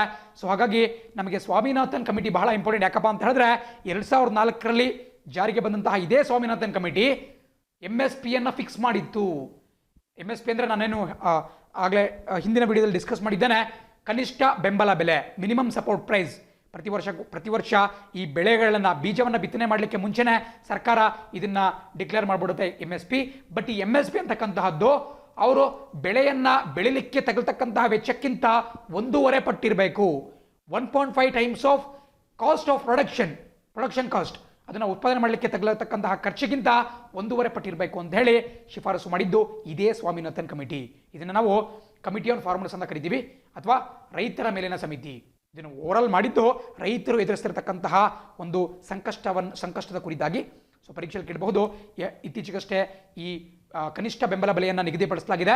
ಇದನ್ನ 1.5 ಪಟ್ಟು ನಿಗದಿಪಡಿಸಬೇಕು ಅಂತ ಹೇಳಿ ಶಿಫಾರಸು ಮಾಡಿದಂತಹ ಆಯೋಗ ಯಾವುದು ಅಂತ ಹೇಳಿದ್ರೆ MS ಸ್ವಾಮಿನಾಥನ್ ಆಯೋಗ. ಸ್ವಾಮಿನಾಥನ್ ಗೊತ್ತು ನಮಗೆ, ನಮ್ಮ ದೇಶದಲ್ಲಿ ಕೃಷಿ ಹರಿಕಾರ, ಕೃಷಿ ಕ್ರಾಂತಿ, ನಾವೇನು ಹಸಿರು ಕ್ರಾಂತಿ ಅಂತ ಕರಿತೀವಿ, green revolution, father of green revolution ಅಂತ ಹೇಳಿದ್ರೆ ನಮ್ಮ ದೇಶದಲ್ಲಿ MS ಸ್ವಾಮಿನಾಥನ್ ಅವರು. ಸೊ 2004 ಇವರ ರೈತರ ಮೇಲಿನ ಸಮಿತಿ ಕೂಡ ಬಹಳ ಪ್ರಮುಖವಾಗಿರಬೇಕಾಗುತ್ತೆ. ಅದೇ ರೀತಿ 43ನೇ ಸಮಿತಿ ನೋಡ್ತಾ ಇದ್ದೀರಾ, ತಾರಾಪುರ್ ಕಮಿಟಿ 1997 ಕ್ಯಾಪಿಟಲ್ ಅಕೌಂಟ್ ಕನ್ವರ್ಟಿಬಿಲಿಟಿ ಅಂತ ಹೇಳುತ್ತೆ. ಸ್ವಲ್ಪ ಕಷ್ಟ ಅನ್ಸ್ಬೋದು, ಬಟ್ ಪರೀಕ್ಷೆ ಖಂಡಿತ ಕೇಳಬಹುದು. ನೀವು ಎಕನಾಮಿಕ್ಸನ್ನ, ಅರ್ಥಶಾಸ್ತ್ರವನ್ನು ಸ್ವಲ್ಪ ಇಂಟ್ರೆಸ್ಟ್ ಕೊಟ್ಟು ಡೀಪಾಗಿ ಸ್ಟಡಿ ಮಾಡ್ತಾ ಹೋದರೆ ನಿಮಗೆ ತಾರಾಪುರ್ ಕಮಿಟಿ ಇರಬಹುದು, ಅದೇ ರೀತಿ ಕ್ಯಾಪಿಟಲ್ ಅಕೌಂಟ್ ಕನ್ವರ್ಟಿಬಿಲಿಟಿ ಇರ್ಬೋದು, ಗೊತ್ತಾಗ್ತಾ ಹೋಗುತ್ತೆ. ನಾನು ನಿಮಗೆ ಒಂದು ಇಮೇಜನ್ನು ತೋರಿಸ್ಲಿಕ್ಕೆ ಇಷ್ಟಪಡ್ತೀನಿ. ಈ ಭಾಗದಲ್ಲಿ ನಿಮಗೆ ಕಾಣಿಸ್ತಾ ಇದೆ ಕ್ಯಾಪಿಟಲ್ ಅಕೌಂಟ್ ಅಂತೇಳಿ. ಈ ಒಂದು ಫೋಟೋವನ್ನು ರಮೇಶ್ ಸಿಂಗ್ ಪುಸ್ತಕದಿಂದ ಪಡೆದುಕೊಳ್ಳಲಾಗಿದೆ. ರಮೇಶ್ ಸಿಂಗ್ ನಿಮಗೆಲ್ಲ ಗೊತ್ತು, ಎಕನಾಮಿಕ್ಸ್ಗೆ ಒಂದು ಟಾಪ್ ಆಥರ್ ಬುಕ್, ಅದು UPSC level book, Ramesh Singh book. So ಆ ಪುಸ್ತಕದ ಒಂದು ಸ್ಕ್ರೀನ್ಶಾಟ್ ಇದು, ಆ ಪುಸ್ತಕದ ಒಂದು ಸ್ಕ್ಯಾನ್ ಕಾಪಿ. ಸೊ ಇಲ್ಲಿ ನಿಮಗೆ ಕ್ಯಾಪಿಟಲ್ ಅಕೌಂಟ್ ಕುರಿತಾಗಿ ಕೊಟ್ಟಿರ್ತಕ್ಕಂತಹ ಒಂದು ಸುದ್ದಿಯಲ್ಲಿ SS ತಾರಾಪುರ್ ಕಮಿಟಿ ಬಗ್ಗೆ ಮೆನ್ಷನ್ ಮಾಡಿದ್ದಾರೆ. ಸೊ ನಿಮ್ಗೆ ಗೊತ್ತಿರಬೇಕು ಇದು ಎಷ್ಟರ ಮಟ್ಟಿಗೆ ಪ್ರಮುಖವಾದಂತಹ ಒಂದು ಪ್ರಶ್ನೆ ಅಂತೇಳಿ SS ತಾರಾಪುರ್ ಅನ್ನುವಂತಹ ಒಂದು ಸಮಿತಿ. ಸೊ ನಾವೀಗ ಸ್ವಲ್ಪ ಕ್ಯಾಪಿಟಲ್ ಅಕೌಂಟ್ ಕನ್ವರ್ಟಿಬಿಲಿಟಿ ಬಗ್ಗೆ ತಿಳ್ಕೊಳ್ತಾ ಹೋಗೋಣ. ನಿಮಗೆಲ್ಲ ಗೊತ್ತಿರಬೇಕು 1993 ನಮ್ಮ ದೇಶ ಈ ಲಿಬರಲೈಸೇಷನ್, LPG ಲಿಬರಲೈಸೇಷನ್, ಪ್ರೈವೇಟೈಸೇಷನ್ ಮತ್ತು ಗ್ಲೋಬಲೈಸೇಷನ್, ಈ ಆರ್ಥಿಕ ಸುಧಾರಣೆಯತ್ತ ಮುಖ ಮಾಡುತ್ತೆ. ಬಟ್ ಅಲ್ಲಿವರೆಗೂ ಕೂಡ ನಮ್ಮ ದೇಶದಲ್ಲಿ ಆರ್ಥಿಕ ಸುಧಾರಣೆ ಆಗಿರಲ್ಲ ಮತ್ತು ನಾವೊಂದು ಪ್ರೊಟೆಕ್ಟೆಡ್ ಎಕಾನಮಿ ಆಗಿರ್ತೀವಿ. ಅಂದರೆ ವಿದೇಶಗಳಿಂದ ನಾವು ಬೇರೆ ಬೇರೆ ವಸ್ತುಗಳನ್ನ ಆಮದು ಮಾಡ್ಕೊಳ್ತಿರಲ್ಲ. ಎಲೆಕ್ಟ್ರಾನಿಕ್ ಗ್ಯಾಡ್ಜೆಟ್ಸ್ ಇರಬಹುದು, ಫಿನಿಶ್ ಗೂಡ್ಸ್ ಇರಬಹುದು, ಅವುಗಳನ್ನ ನಮ್ಮ ದೇಶಕ್ಕೆ ತರೋದಕ್ಕೆ ಒಂದು ಬ್ಯಾನ್ ಇರುತ್ತೆ, ನಿರ್ಬಂಧ ಇರುತ್ತೆ. ವಿದೇಶಿ ಬಂಡವಾಳ ಹೂಡಿಕೆ ಇರಬಹುದು, ಅವುಗಳನ್ನ ನಾವು ನಿರ್ಬಂಧಿಸಿರ್ತೀವಿ. ಬಟ್ 1993 ಆದ ಬಳಿಕ ನಮ್ಮ ದೇಶ ಈ ಬ್ಯಾಲೆನ್ಸ್ ಆಫ್ ಪೇಮೆಂಟ್ ಕ್ರೈಸಿಸನ್ನು ಎದುರಿಸುತ್ತೆ. ಅದಾದ ಬಳಿಕ ನಮ್ಮ ದೇಶ ಈ ಆರ್ಥಿಕ ಸುಧಾರಣೆಯತ್ತ ಮುಖ ಮಾಡುತ್ತೆ. ಆವಾಗಲೂ ಕೂಡ ನಮ್ಮ ದೇಶದ ಪ್ರಧಾನಮಂತ್ರಿಯಾಗಿದ್ದರು PV ನರಸಿಂಹರಾವ್ ಅವರು. ಸೊ ಹಾಗಾಗಿ ನಾವು ಸ್ವಲ್ಪ ಕ್ಯಾಪಿಟಲ್ ಅಕೌಂಟ್ ಕನ್ವರ್ಟಿಬಿಲಿಟಿ ಬಗ್ಗೆ ತಿಳ್ಕೊಳ್ತಾ ಹೋಗಬೇಕಾಗುತ್ತೆ. ನಿಮಗೆ 2 ರೀತಿಯ ಕನ್ವರ್ಟಿಬಿಲಿಟಿ ಬರುತ್ತೆ, ಒಂದು ಕರೆಂಟ್ ಅಕೌಂಟ್ ಕನ್ವರ್ಟಿಬಿಲಿಟಿ, ಮತ್ತೊಂದು ಕ್ಯಾಪಿಟಲ್ ಅಕೌಂಟ್ ಕನ್ವರ್ಟಿಬಿಲಿಟಿ. ನಿಮಗೆಲ್ಲ ಗೊತ್ತಿರಬೇಕು, ನಮ್ಮ ದೇಶದಲ್ಲಿ ಬಹಳ ಕಾಲ ನಮ್ಮ ರೂಪಾಯಿ ಈ ಡಾಲರ್ ವಿರುದ್ಧ ಸ್ವಲ್ಪ ದುರ್ಬಲವಾಗಿತ್ತು. ಇವಾಗಲೂ ಕೂಡ ಸ್ವಲ್ಪ ದುರ್ಬಲವಾಗಿದೆ, ವೀಕ್ ಕರೆನ್ಸಿ ಆಗಿದೆ ನಮ್ಮದು. ನಮ್ಮ ಇಂಡಿಯನ್ ರುಪಿ ಏನಿದೆ, INR ಅಥವಾ ಇಂಡಿಯನ್ ರುಪಿ ಅಂತ ನಾವೇನು ಕರಿತೀವಿ, ಅದು ಸ್ವಲ್ಪ ಡಾಲರ್ ಎದುರು ಸ್ವಲ್ಪ ಶಕ್ತಿ ಕುಂದಿರೋ ಕಾರಣದಿಂದ ನಮ್ಮ ದೇಶದಲ್ಲಿ ಯಾವಾಗಲೂ ಕೂಡ ಡಾಲರ್ನ ಫಾರೆಕ್ಸ್, ನಾವೇನು ಫಾರಿನ್ ಎಕ್ಸ್ಚೇಂಜ್ ಅಂತ ಕರಿತೀವಿ, ಈ ವಿದೇಶಿ ವಿನಿಮಯ ಹರಿದು ಹೋಗಲಿಕ್ಕೆ ನಮ್ಮ ದೇಶ ತಡೆಯನ್ನು ಹೊಡ್ತಾ ಇತ್ತು. ಹಾಗಾಗಿ ಕ್ಯಾಪಿಟಲ್ ಅಕೌಂಟ್ ಕನ್ವರ್ಟಿಬಿಲಿಟಿಯನ್ನು ನಾವು ಕಂಪ್ಲೀಟಾಗಿ ತಡೆದಿದ್ವಿ. ಬಟ್ 1994 ನಾವು ಕರೆಂಟ್ ಅಕೌಂಟ್ ಕನ್ವರ್ಟಿಬಿಲಿಟಿಯನ್ನು ಫುಲ್ಲಿ ಕನ್ವರ್ಟಿಬಲ್ ಮಾಡಿದ್ವಿ. ಅಂದರೆ ಫಾರ್ ಎಕ್ಸಾಂಪಲ್, ನಿಮಗೆ ಯಾವುದೊಂದು ಕರೆಂಟ್ ಪರ್ಪಸಸ್ಗೆ, ಯಾವುದೊಂದು ವಿಚಾರಕ್ಕೆ ನಿಮ್ಮ ಬಳಿ 500 ರೂಪಾಯಿ ದುಡ್ಡಿದೆ, ಬಟ್ ನಿಮಗೆ ಅದು ಡಾಲರಲ್ಲಿ ಬೇಕಾಗಿದೆ. ನೀವು ಬಹಳ ಮುಕ್ತವಾಗಿ ಯಾವುದೇ ತಡೆ ಇಲ್ದಲೇ ಈ ಎಕ್ಸ್ಚೇಂಜ್ ಸೆಂಟರ್ಗಳಲ್ಲಿ ಹೋಗ್ಬಿಟ್ಟು 500 ರೂಪಾಯಿ ಭಾರತೀಯ ಕರೆನ್ಸಿಯನ್ನು ಕೊಟ್ಟು ನೀವು ಅಮೆರಿಕನ್ ಡಾಲರ್ನ ಪಡೆದುಕೋಬೋದಾಗಿತ್ತು 1994 ಈಚೆಗೆ. ಬಟ್ ಅಲ್ಲಿಗಿಂತ ಮುಂಚೆ ಸರ್ಕಾರ ಸಂಪೂರ್ಣವಾಗಿ ನಿರ್ಬಂಧನೆ ಮಾಡಿತ್ತು. ಬಿಕಾಸ್ ನಮ್ಮ ದೇಶದಿಂದ ಈ ಒಂದು ಡಾಲರ್ ಹರಿದು ಹೋಯಿತು ಅಂತ ಹೇಳಿದ್ರೆ ನಮ್ಮ ಒಂದು ಫಾರಿನ್ ಎಕ್ಸ್ಚೇಂಜ್, ವಿದೇಶಿ ವಿನಿಮಯ ಇರಬಹುದು, ವಿದೇಶಿ ಮೀಸಲು, ನಾವೇನು ಫಾರಿನ್ ರಿಸರ್ವ್ ಅಂತ ಕರಿತೀವಿ, ಅದು ಕುಸಿತ ಕಾಣ್ತಾ ಇದ್ದು. ಬಟ್ 1994 ಕರೆಂಟ್ ಅಕೌಂಟ್ ಕನ್ವರ್ಟಿಬಿಲಿಟಿಯನ್ನು ಸರ್ಕಾರ ಜಾರಿಗೆ ತಂತು. ಬಟ್ ಕ್ಯಾಪಿಟಲ್ ಅಕೌಂಟ್ ಕನ್ವರ್ಟಿಬಿಲಿಟಿ ನಿಮಗೆಲ್ಲ ಗೊತ್ತಿರಬೇಕು, ಸ್ವಲ್ಪ ಟಫ್ ಅನ್ಸ್ತಿರಬಹುದು, ಬಟ್ ಆದರೂ ಕೂಡ ಬಹಳ ಪ್ರಮುಖವಾದಂಥ ಒಂದು ಕಾನ್ಸೆಪ್ಟ್ ಎಕನಾಮಿಕ್ಸ್ ಪಾಯಿಂಟ್ ಆಫ್ ವ್ಯೂವಿಂದ. But presently current account convertibility ಇನ್ನೂ ಕೂಡ ಮುಕ್ತವಾಗಿಲ್ಲ, ಬದಲಾಗಿ ಪಾರ್ಷಿಯಲಿ ಕನ್ವರ್ಟಿಬಲ್, ಸ್ವಲ್ಪ ಮಟ್ಟಿಗೆ ಮಾತ್ರ ನಾವು ಕನ್ವರ್ಟಿಬಲ್ ಮಾಡಿದ್ದೇವೆ. ಅಂದರೆ 40:60 ರೇಷಿಯೋದಲ್ಲಿ. ಅಂದರೆ ಒಂದು 100 ರೂಪೀಸ್ ನೀವು ಕೊಡ್ತಾ ಇದ್ದೀರ ಅಂದರೆ 40 ರೂಪೀಸ್ ನೀವು ಕನ್ವರ್ಟ್ ಮಾಡ್ಕೋಬಹುದು ಡಾಲರ್ಗೆ, ಬಟ್ 60 ರೂಪೀಸ್ ನೀವು ಕನ್ವರ್ಟ್ ಮಾಡೋಕ್ಕಾಗಲ್ಲ. ಸೊ ಈ ಥರ ಒಂದು, ಬಟ್ ಇದು ಕ್ಯಾಪಿಟಲ್ ಪರ್ಪಸಸ್ಗೆ, ಬಂಡವಾಳದ ಒಂದು ಅವಶ್ಯಕತೆಗಳಿಗೆ ಕ್ಯಾಪಿಟಲ್ ಅಕೌಂಟ್ ಕನ್ವರ್ಟಿಬಿಲಿಟಿ ಇವತ್ತಿಗೂ ಕೂಡ ಪಾರ್ಷಿಯಲ್ ಇದೆ. ನಿಮಗೆ ಸ್ವಲ್ಪ ಡೀಪಾಗಿ ಪ್ರಶ್ನೆ ಕೇಳಬೇಕಂದ್ರೆ ಕೇಳಬಹುದು, ನಮ್ಮ ದೇಶದಲ್ಲಿ ಕ್ಯಾಪಿಟಲ್ ಅಕೌಂಟ್ ಕನ್ವರ್ಟಿಬಿಲಿಟಿ ಕೆಳಗಿನ ಯಾವ ರೂಪದಲ್ಲಿದೆ? ಫುಲ್ಲಿ ಕನ್ವರ್ಟಿಬಲ್ ಅಥವಾ ಮುಕ್ತವಾಗಿದೆ, ಅರೆ ಕನ್ವರ್ಟೇಬಲ್ ಅಥವಾ ಪಾರ್ಷಿಯಲ್ ಕನ್ವರ್ಟೇಬಿಲಿಟಿ ಇದೆ. ಹೀಗೆ ಬೇರೆ ಬೇರೆ ಆಪ್ಷನ್ಸನ್ನು ಕೊಡ್ತಾ ಹೋಗ್ಬೋದು. ಬಟ್ ನೀವು ಪಾರ್ಷಿಯಲ್ ಕನ್ವರ್ಟೇಬಿಲಿಟಿಯಿಂದ ಆಗಬೇಕಾಗುತ್ತೆ ಕ್ಯಾಪಿಟಲ್ ಅಕೌಂಟ್ಗೆ ಸಂಬಂಧಪಟ್ಟಂತೆ. ಸೊ ಇದಕ್ಕೆ ಸಂಬಂಧಪಟ್ಟಂತೆ SS ತಾರಾಪುರ್ ಕಮಿಟಿಯನ್ನು 1997 ಸ್ಥಾಪನೆ ಮಾಡಲಾಗುತ್ತೆ. ಆ್ಯಂಡ್ ಇವರ ಶಿಫಾರಸಿನ ಮೇರೆಗೆ ಭಾರತ ನಿಧಾನಕ್ಕೆ ಈ fully capital account convertibility, full capital account convertibility ಕಡೆಗೆ ಮುಖ ಮಾಡ್ತಾ ಇದೆ. ನಿಧಾನಕದಿಂದ ನಮ್ಮಲ್ಲಿ ಕನ್ವರ್ಟೇಬಿಲಿಟಿನ ಹೆಚ್ಚು ಮಾಡ್ತಾ ಇದ್ದೇವೆ. ಸೊ ಕರೆಂಟ್ ಅಕೌಂಟ್ ಕನ್ವರ್ಟಬಿಲಿಟಿ ಮತ್ತು ಕ್ಯಾಪಿಟಲ್ ಅಕೌಂಟ್ ಕನ್ವರ್ಟಬಿಲಿಟಿ ಪ್ರಮುಖವಾಗಿ ಗೊತ್ತಿರಬೇಕಾಗುತ್ತೆ. ಜೊತೆಗೆ SS ತಾರಾಪುರ್ ಕಮಿಟಿ ಕೂಡ ವೆರಿ ಇಂಪಾರ್ಟೆಂಟ್. ಆ್ಯಂಡ್ 44ನೇ ಸಮಿತಿ UK ಶರ್ಮಾ ಕಮಿಟಿ ಕಾಣಿಸ್ಕೊಳ್ತಾ ಇದೆ ಟು ಅನಲೈಸ್ ನಬಾರ್ಡ್ಸ್ ರೋಲ್. ನಾವಾಗಲೇ ನಬಾರ್ಡ್ನ ಕುರಿತಾಗಿ ಬಿ ಶಿವರಾಮನ್ ಸಮಿತಿಯ ಬಗ್ಗೆ ನೋಡಿದ್ವಿ. ಬಟ್ ಇದು ನಬಾರ್ಡ್ನ ಈ RRB ರೀಜನಲ್ ರೂರಲ್ ಬ್ಯಾಂಕ್ಸ್ ಬಗ್ಗೆ ನಾವು ಆಗಲೇನು ಒಂದು ಸಮಿತಿಯ ಬಗ್ಗೆ ಮಾತಾಡಿದ್ವಿ. ಸೊ RRBಯ ಒಂದು ಕಾರ್ಯವೈಖರಿಯಲ್ಲಿ ನಬಾರ್ಡ್ನ ಪಾತ್ರವೇನು, what is the role of NABARD in RRBs ಅಂತ ಹೇಳಿ ಒಂದು ಟಾಪಿಕ್ನ ಮೇರೆಗೆ ಈ UK ಶರ್ಮಾ ಸಮಿತಿಯನ್ನು ರಚನೆ ಮಾಡಲಾಗಿತ್ತು. ಸೊ UK ಶರ್ಮಾ ಅಂದ ತಕ್ಷಣ ನಿಮಗೆ ನಬಾರ್ಡ್ಸ್ ರೋಲ್ ಇನ್ RRB ಅಂತೇಳಿ ನೆನಪಿಗೆ ಬರಬೇಕಾಗುತ್ತೆ. ಆ್ಯಂಡ್ ಇವತ್ತಿನ ವಿಡಿಯೋದ ಕಡೆಯ ಕಮಿಟಿ 45ನೇ ಸಮಿತಿ ಕಾಣಿಸ್ಕೊಳ್ತಾ ಇದೆ, ವಾಸುದೇವ್ ಕಮಿಟಿ. ಇದು ಕೂಡ ಬಹಳ ಪ್ರಮುಖ. ಬಟ್ ನಾವು ಆಗಲೇ ಮಾತಾಡ್ತಾ KV ಕಾಮತ್ ಪ್ಯಾನಲ್ ಬಗ್ಗೆ ಮಾತಾಡಿದ್ವಿ. ಬಟ್ ಅದು NBFCಗೆ ಸಂಬಂಧಪಟ್ಟರು ಕೂಡ, ಬಟ್ ಅದು ನಿಮಗೆ MSMEಗೆ ಸಂಬಂಧಪಡಿ, ಸಾರಿ ಅದು ಮಿಸ್ಟೇಕ್ ಮಾಡ್ಕೋಬೇಡಿ. KV ಕಾಮತ್ ಪ್ಯಾನಲ್ ಏನಿದೆ ಅದು MSME sector, micro small and medium ಎಂಟರ್ಪ್ರೈಸಸ್ಗೆ ಪಟ್ಟಿರತಕ್ಕಂತಹದ್ದು. ಬಟ್ ಈಗ ನಾವು ಮಾತಾಡ್ತಿರ್ತಕ್ಕಂತಹದ್ದು ವಾಸುದೇವ್ ಕಮಿಟಿ, ಇದು NBFCಗಳಿಗೆ ಸಂಬಂಧಪಟ್ಟಂತಿದೆ. ಇದು ಕೂಡ ಬಹಳ ಪ್ರಮುಖವಾಗಿ ಗೊತ್ತಿರಬೇಕಾಗುತ್ತೆ ನಿಮಗೆ. ಯಾಕಂದರೆ NBFCಗಳಂದರೆ ಏನು, ನಾನು ಆಗಲೇ ಡಿಸ್ಕಸ್ ಮಾಡ್ತಾ ಹೇಳಿದೆ, ನಾನ್ ಬ್ಯಾಂಕಿಂಗ್ ಫೈನಾನ್ಷಿಯಲ್ ಕಂಪನೀಸ್ ಅಥವಾ ಬ್ಯಾಂಕೇತರ ಹಣಕಾಸು ಸಂಸ್ಥೆಗಳು. ಇವುಗಳನ್ನು ಸ್ವಲ್ಪ ರಿಫಾರ್ಮ್ ಮಾಡಬೇಕು, ಸುಧಾರಣೆ ಮಾಡಬೇಕು ಅಂತೇಳಿ ಮತ್ತೊಂದು ಸಮಿತಿಯನ್ನು ರಚನೆ ಮಾಡಲಾಗುತ್ತೆ. ಅದನ್ನು ವಾಸುದೇವ್ ಕಮಿಟಿ ಅಂತ ಕರೆಯಲಾಗುತ್ತೆ. ಸೊ ವಾಸುದೇವ್ ಅಂದ ತಕ್ಷಣ ನಿಮಗೆ NBFCಗಳು ನೆನಪಾಗಬೇಕಾಗುತ್ತೆ. ಸೊ ಇಲ್ಲಿ 45 ಸಮಿತಿಗಳನ್ನು ನಾನು ಪ್ರಮುಖವಾಗಿ ಕೊಟ್ಟಿದ್ದೇನೆ. ಈ 45 ಸಮಿತಿಗಳನ್ನ ನೀವು ನೆನ್ಪಿಟ್ಕೊಂಡ್ರೆ ಒಂದಷ್ಟು ಮಟ್ಟಿಗೆ ಇಂಪಾರ್ಟೆಂಟ್ ಕ್ವಶನ್ಸ್ಗಳು ನಿಮಗೆ ಕವರ್ ಆಗ್ತವೆ. ಬಟ್ ಇದರ ಜೊತೆಗೆ ನೀವು ದಿನನಿತ್ಯ ಪೇಪರ್ನ ಓದಬೇಕಾದ್ರೆ, ಬೇರೆ ಬೇರೆ ಬುಕ್ಸನ್ನು ಓದಬೇಕಾದ್ರೆ ಯಾವುದರ ಕರೆಂಟ್ ಅಫೇರ್ಸ್ನಲ್ಲಿ ಇರತಕ್ಕಂತಹ ಸಮಿತಿಗಳು, ಆಯೋಗಗಳು ಅಥವಾ ಕಮಿಟೀಸ್ ಆ್ಯಂಡ್ ಕಮಿಷನ್ಸ್ ಬಂತು ಅಂತ ಹೇಳಿದ್ರೆ ಅವುಗಳನ್ನು ಅಪ್ಡೇಟ್ ಮಾಡ್ಕೋಬೇಕಾಗುತ್ತೆ. ಮತ್ತು ಈ 45 ನಾನೇ ಡಿಸ್ಕಸ್ ಮಾಡಿದ್ದೀನಿ, ಇವೆಲ್ಲವೂ ಕೂಡ ನಿಮ್ಮ ನೋಟ್ಬುಕ್ಕಲ್ಲಿ ಸಪ್ರೇಟಾಗಿ ಬರೆದಿಟ್ಕೋಬೇಕಾಗುತ್ತೆ. ಸೊ ದಟ್ ನೀವು ಎಕ್ಸಾಮ್ಗೆ 2-3 ದಿನ ಇರಬೇಕಾದ್ರೆ ಇವುಗಳನ್ನು ರಿವೈಸ್ ಮಾಡ್ಕೋಬಹುದು, ಪುನರ್ಮನನ ಮಾಡ್ಕೋಬಹುದು. ಆ್ಯಂಡ್ ಜೊತೆಗೆ ಒಂದು ಎಕ್ಸ್ಟ್ರಾ ಪೇಜ್ ಬಿಟ್ಟಿರಿ, ಸೊ ದಟ್ ಮುಂದೆ ಬರ್ತಕ್ಕಂತಹ ಬೇರೆ ಬೇರೆ ಕಮಿಟಿಗಳು ಆ್ಯಡ್ ಆಗ್ತಾ ಹೋಗಬಹುದು. ಯಾಕಪ್ಪ ಅಂತ ಹೇಳಿದ್ರೆ ಕಮಿಟಿಗಳು ಅಂದ ತಕ್ಷಣ ನಿಮಗೆ ಸಾವಿರಾರು ಆಯೋಗಗಳು ಸಿಗ್ತಾ ಹೋಗ್ತವೆ. ಬಟ್ ಈ ಸಾವಿರಾರು ಆಯೋಗಗಳನ್ನ ನಾವು ಬರ್ಕೊಳಕ್ಕೆ ಅಷ್ಟೊಂದು ಇಂಪಾರ್ಟೆಂಟ್ ಆಗಲ್ಲ, ಬರ್ಕೊಳಕ್ಕೆ ಫಿಸಿಬಲ್ ಕೂಡ ಅಲ್ಲ. ಸೊ ಹಾಗಾಗಿ ಪರೀಕ್ಷೆಯಲ್ಲಿ ಹಿಂದೆ ಕೇಳಿರುವ ಮತ್ತು ಮುಂದೆ ಕೇಳುವ ಸಾಧ್ಯತೆ ಇರತಕ್ಕಂತಹ ಪ್ರಮುಖ ಹಾಗೂ ಜನಪ್ರಿಯ ಆಯ್ದ 45 ಆಯೋಗಗಳನ್ನು ಮಾತ್ರ ಇಲ್ಲಿ ನಾನು ಕೊಟ್ಟಿದ್ದಾನೆ. ಬಟ್ ಉಳಿದಂತಹ ಎಕ್ಸ್ಟ್ರಾ ನಿಮಗೇನು ಪ್ರತಿನಿತ್ಯ ನ್ಯೂಸ್ ಪೇಪರ್ ಬರುತ್ತೆ ಅವನ್ನ ನೀವು ಆ್ಯಸ್ ಆ್ಯಂಡ್ ದೆನ್ ಆ್ಯಡ್ ಮಾಡ್ಕೊಳ್ತಾ ಸಾಗಬೇಕಾಗತ್ತೆ. ಹಾಗೆ ಮಾಡಿದಲ್ಲಿ ನಿಮಗೆ ಪರೀಕ್ಷೆಯಲ್ಲಿ 1-2 ವೈಟಲ್ ಮಾರ್ಕ್ಸ್, ಕ್ರೂಷಿಯಲ್ ಆಗಿ ಬರ್ತಕ್ಕಂತಹ 1-2 ಮಾರ್ಕ್ಸ್ಗಳು ಸೇವ್ ಆಗ್ತವೆ. ಇದರೊಂದಿಗೆ ಇವತ್ತಿನ ಪ್ರಮುಖ ಒಂದು ವಿಡಿಯೋ ಮುಕ್ತಾಯ ಆಗುತ್ತೆ, ಪ್ರಮುಖ ಸಮಿತಿಗಳ ಮೇಲಿನ ವಿಡಿಯೋ. ಆ್ಯಂಡ್ ಮುಂದಿನ ಬಾರಿ ನಿಮ್ಮನ್ನು ಮತ್ತೆ ಭೇಟಿ ಮಾಡ್ತೀನಿ. Thanks for watching the video. C on the flip side. Jai Hind.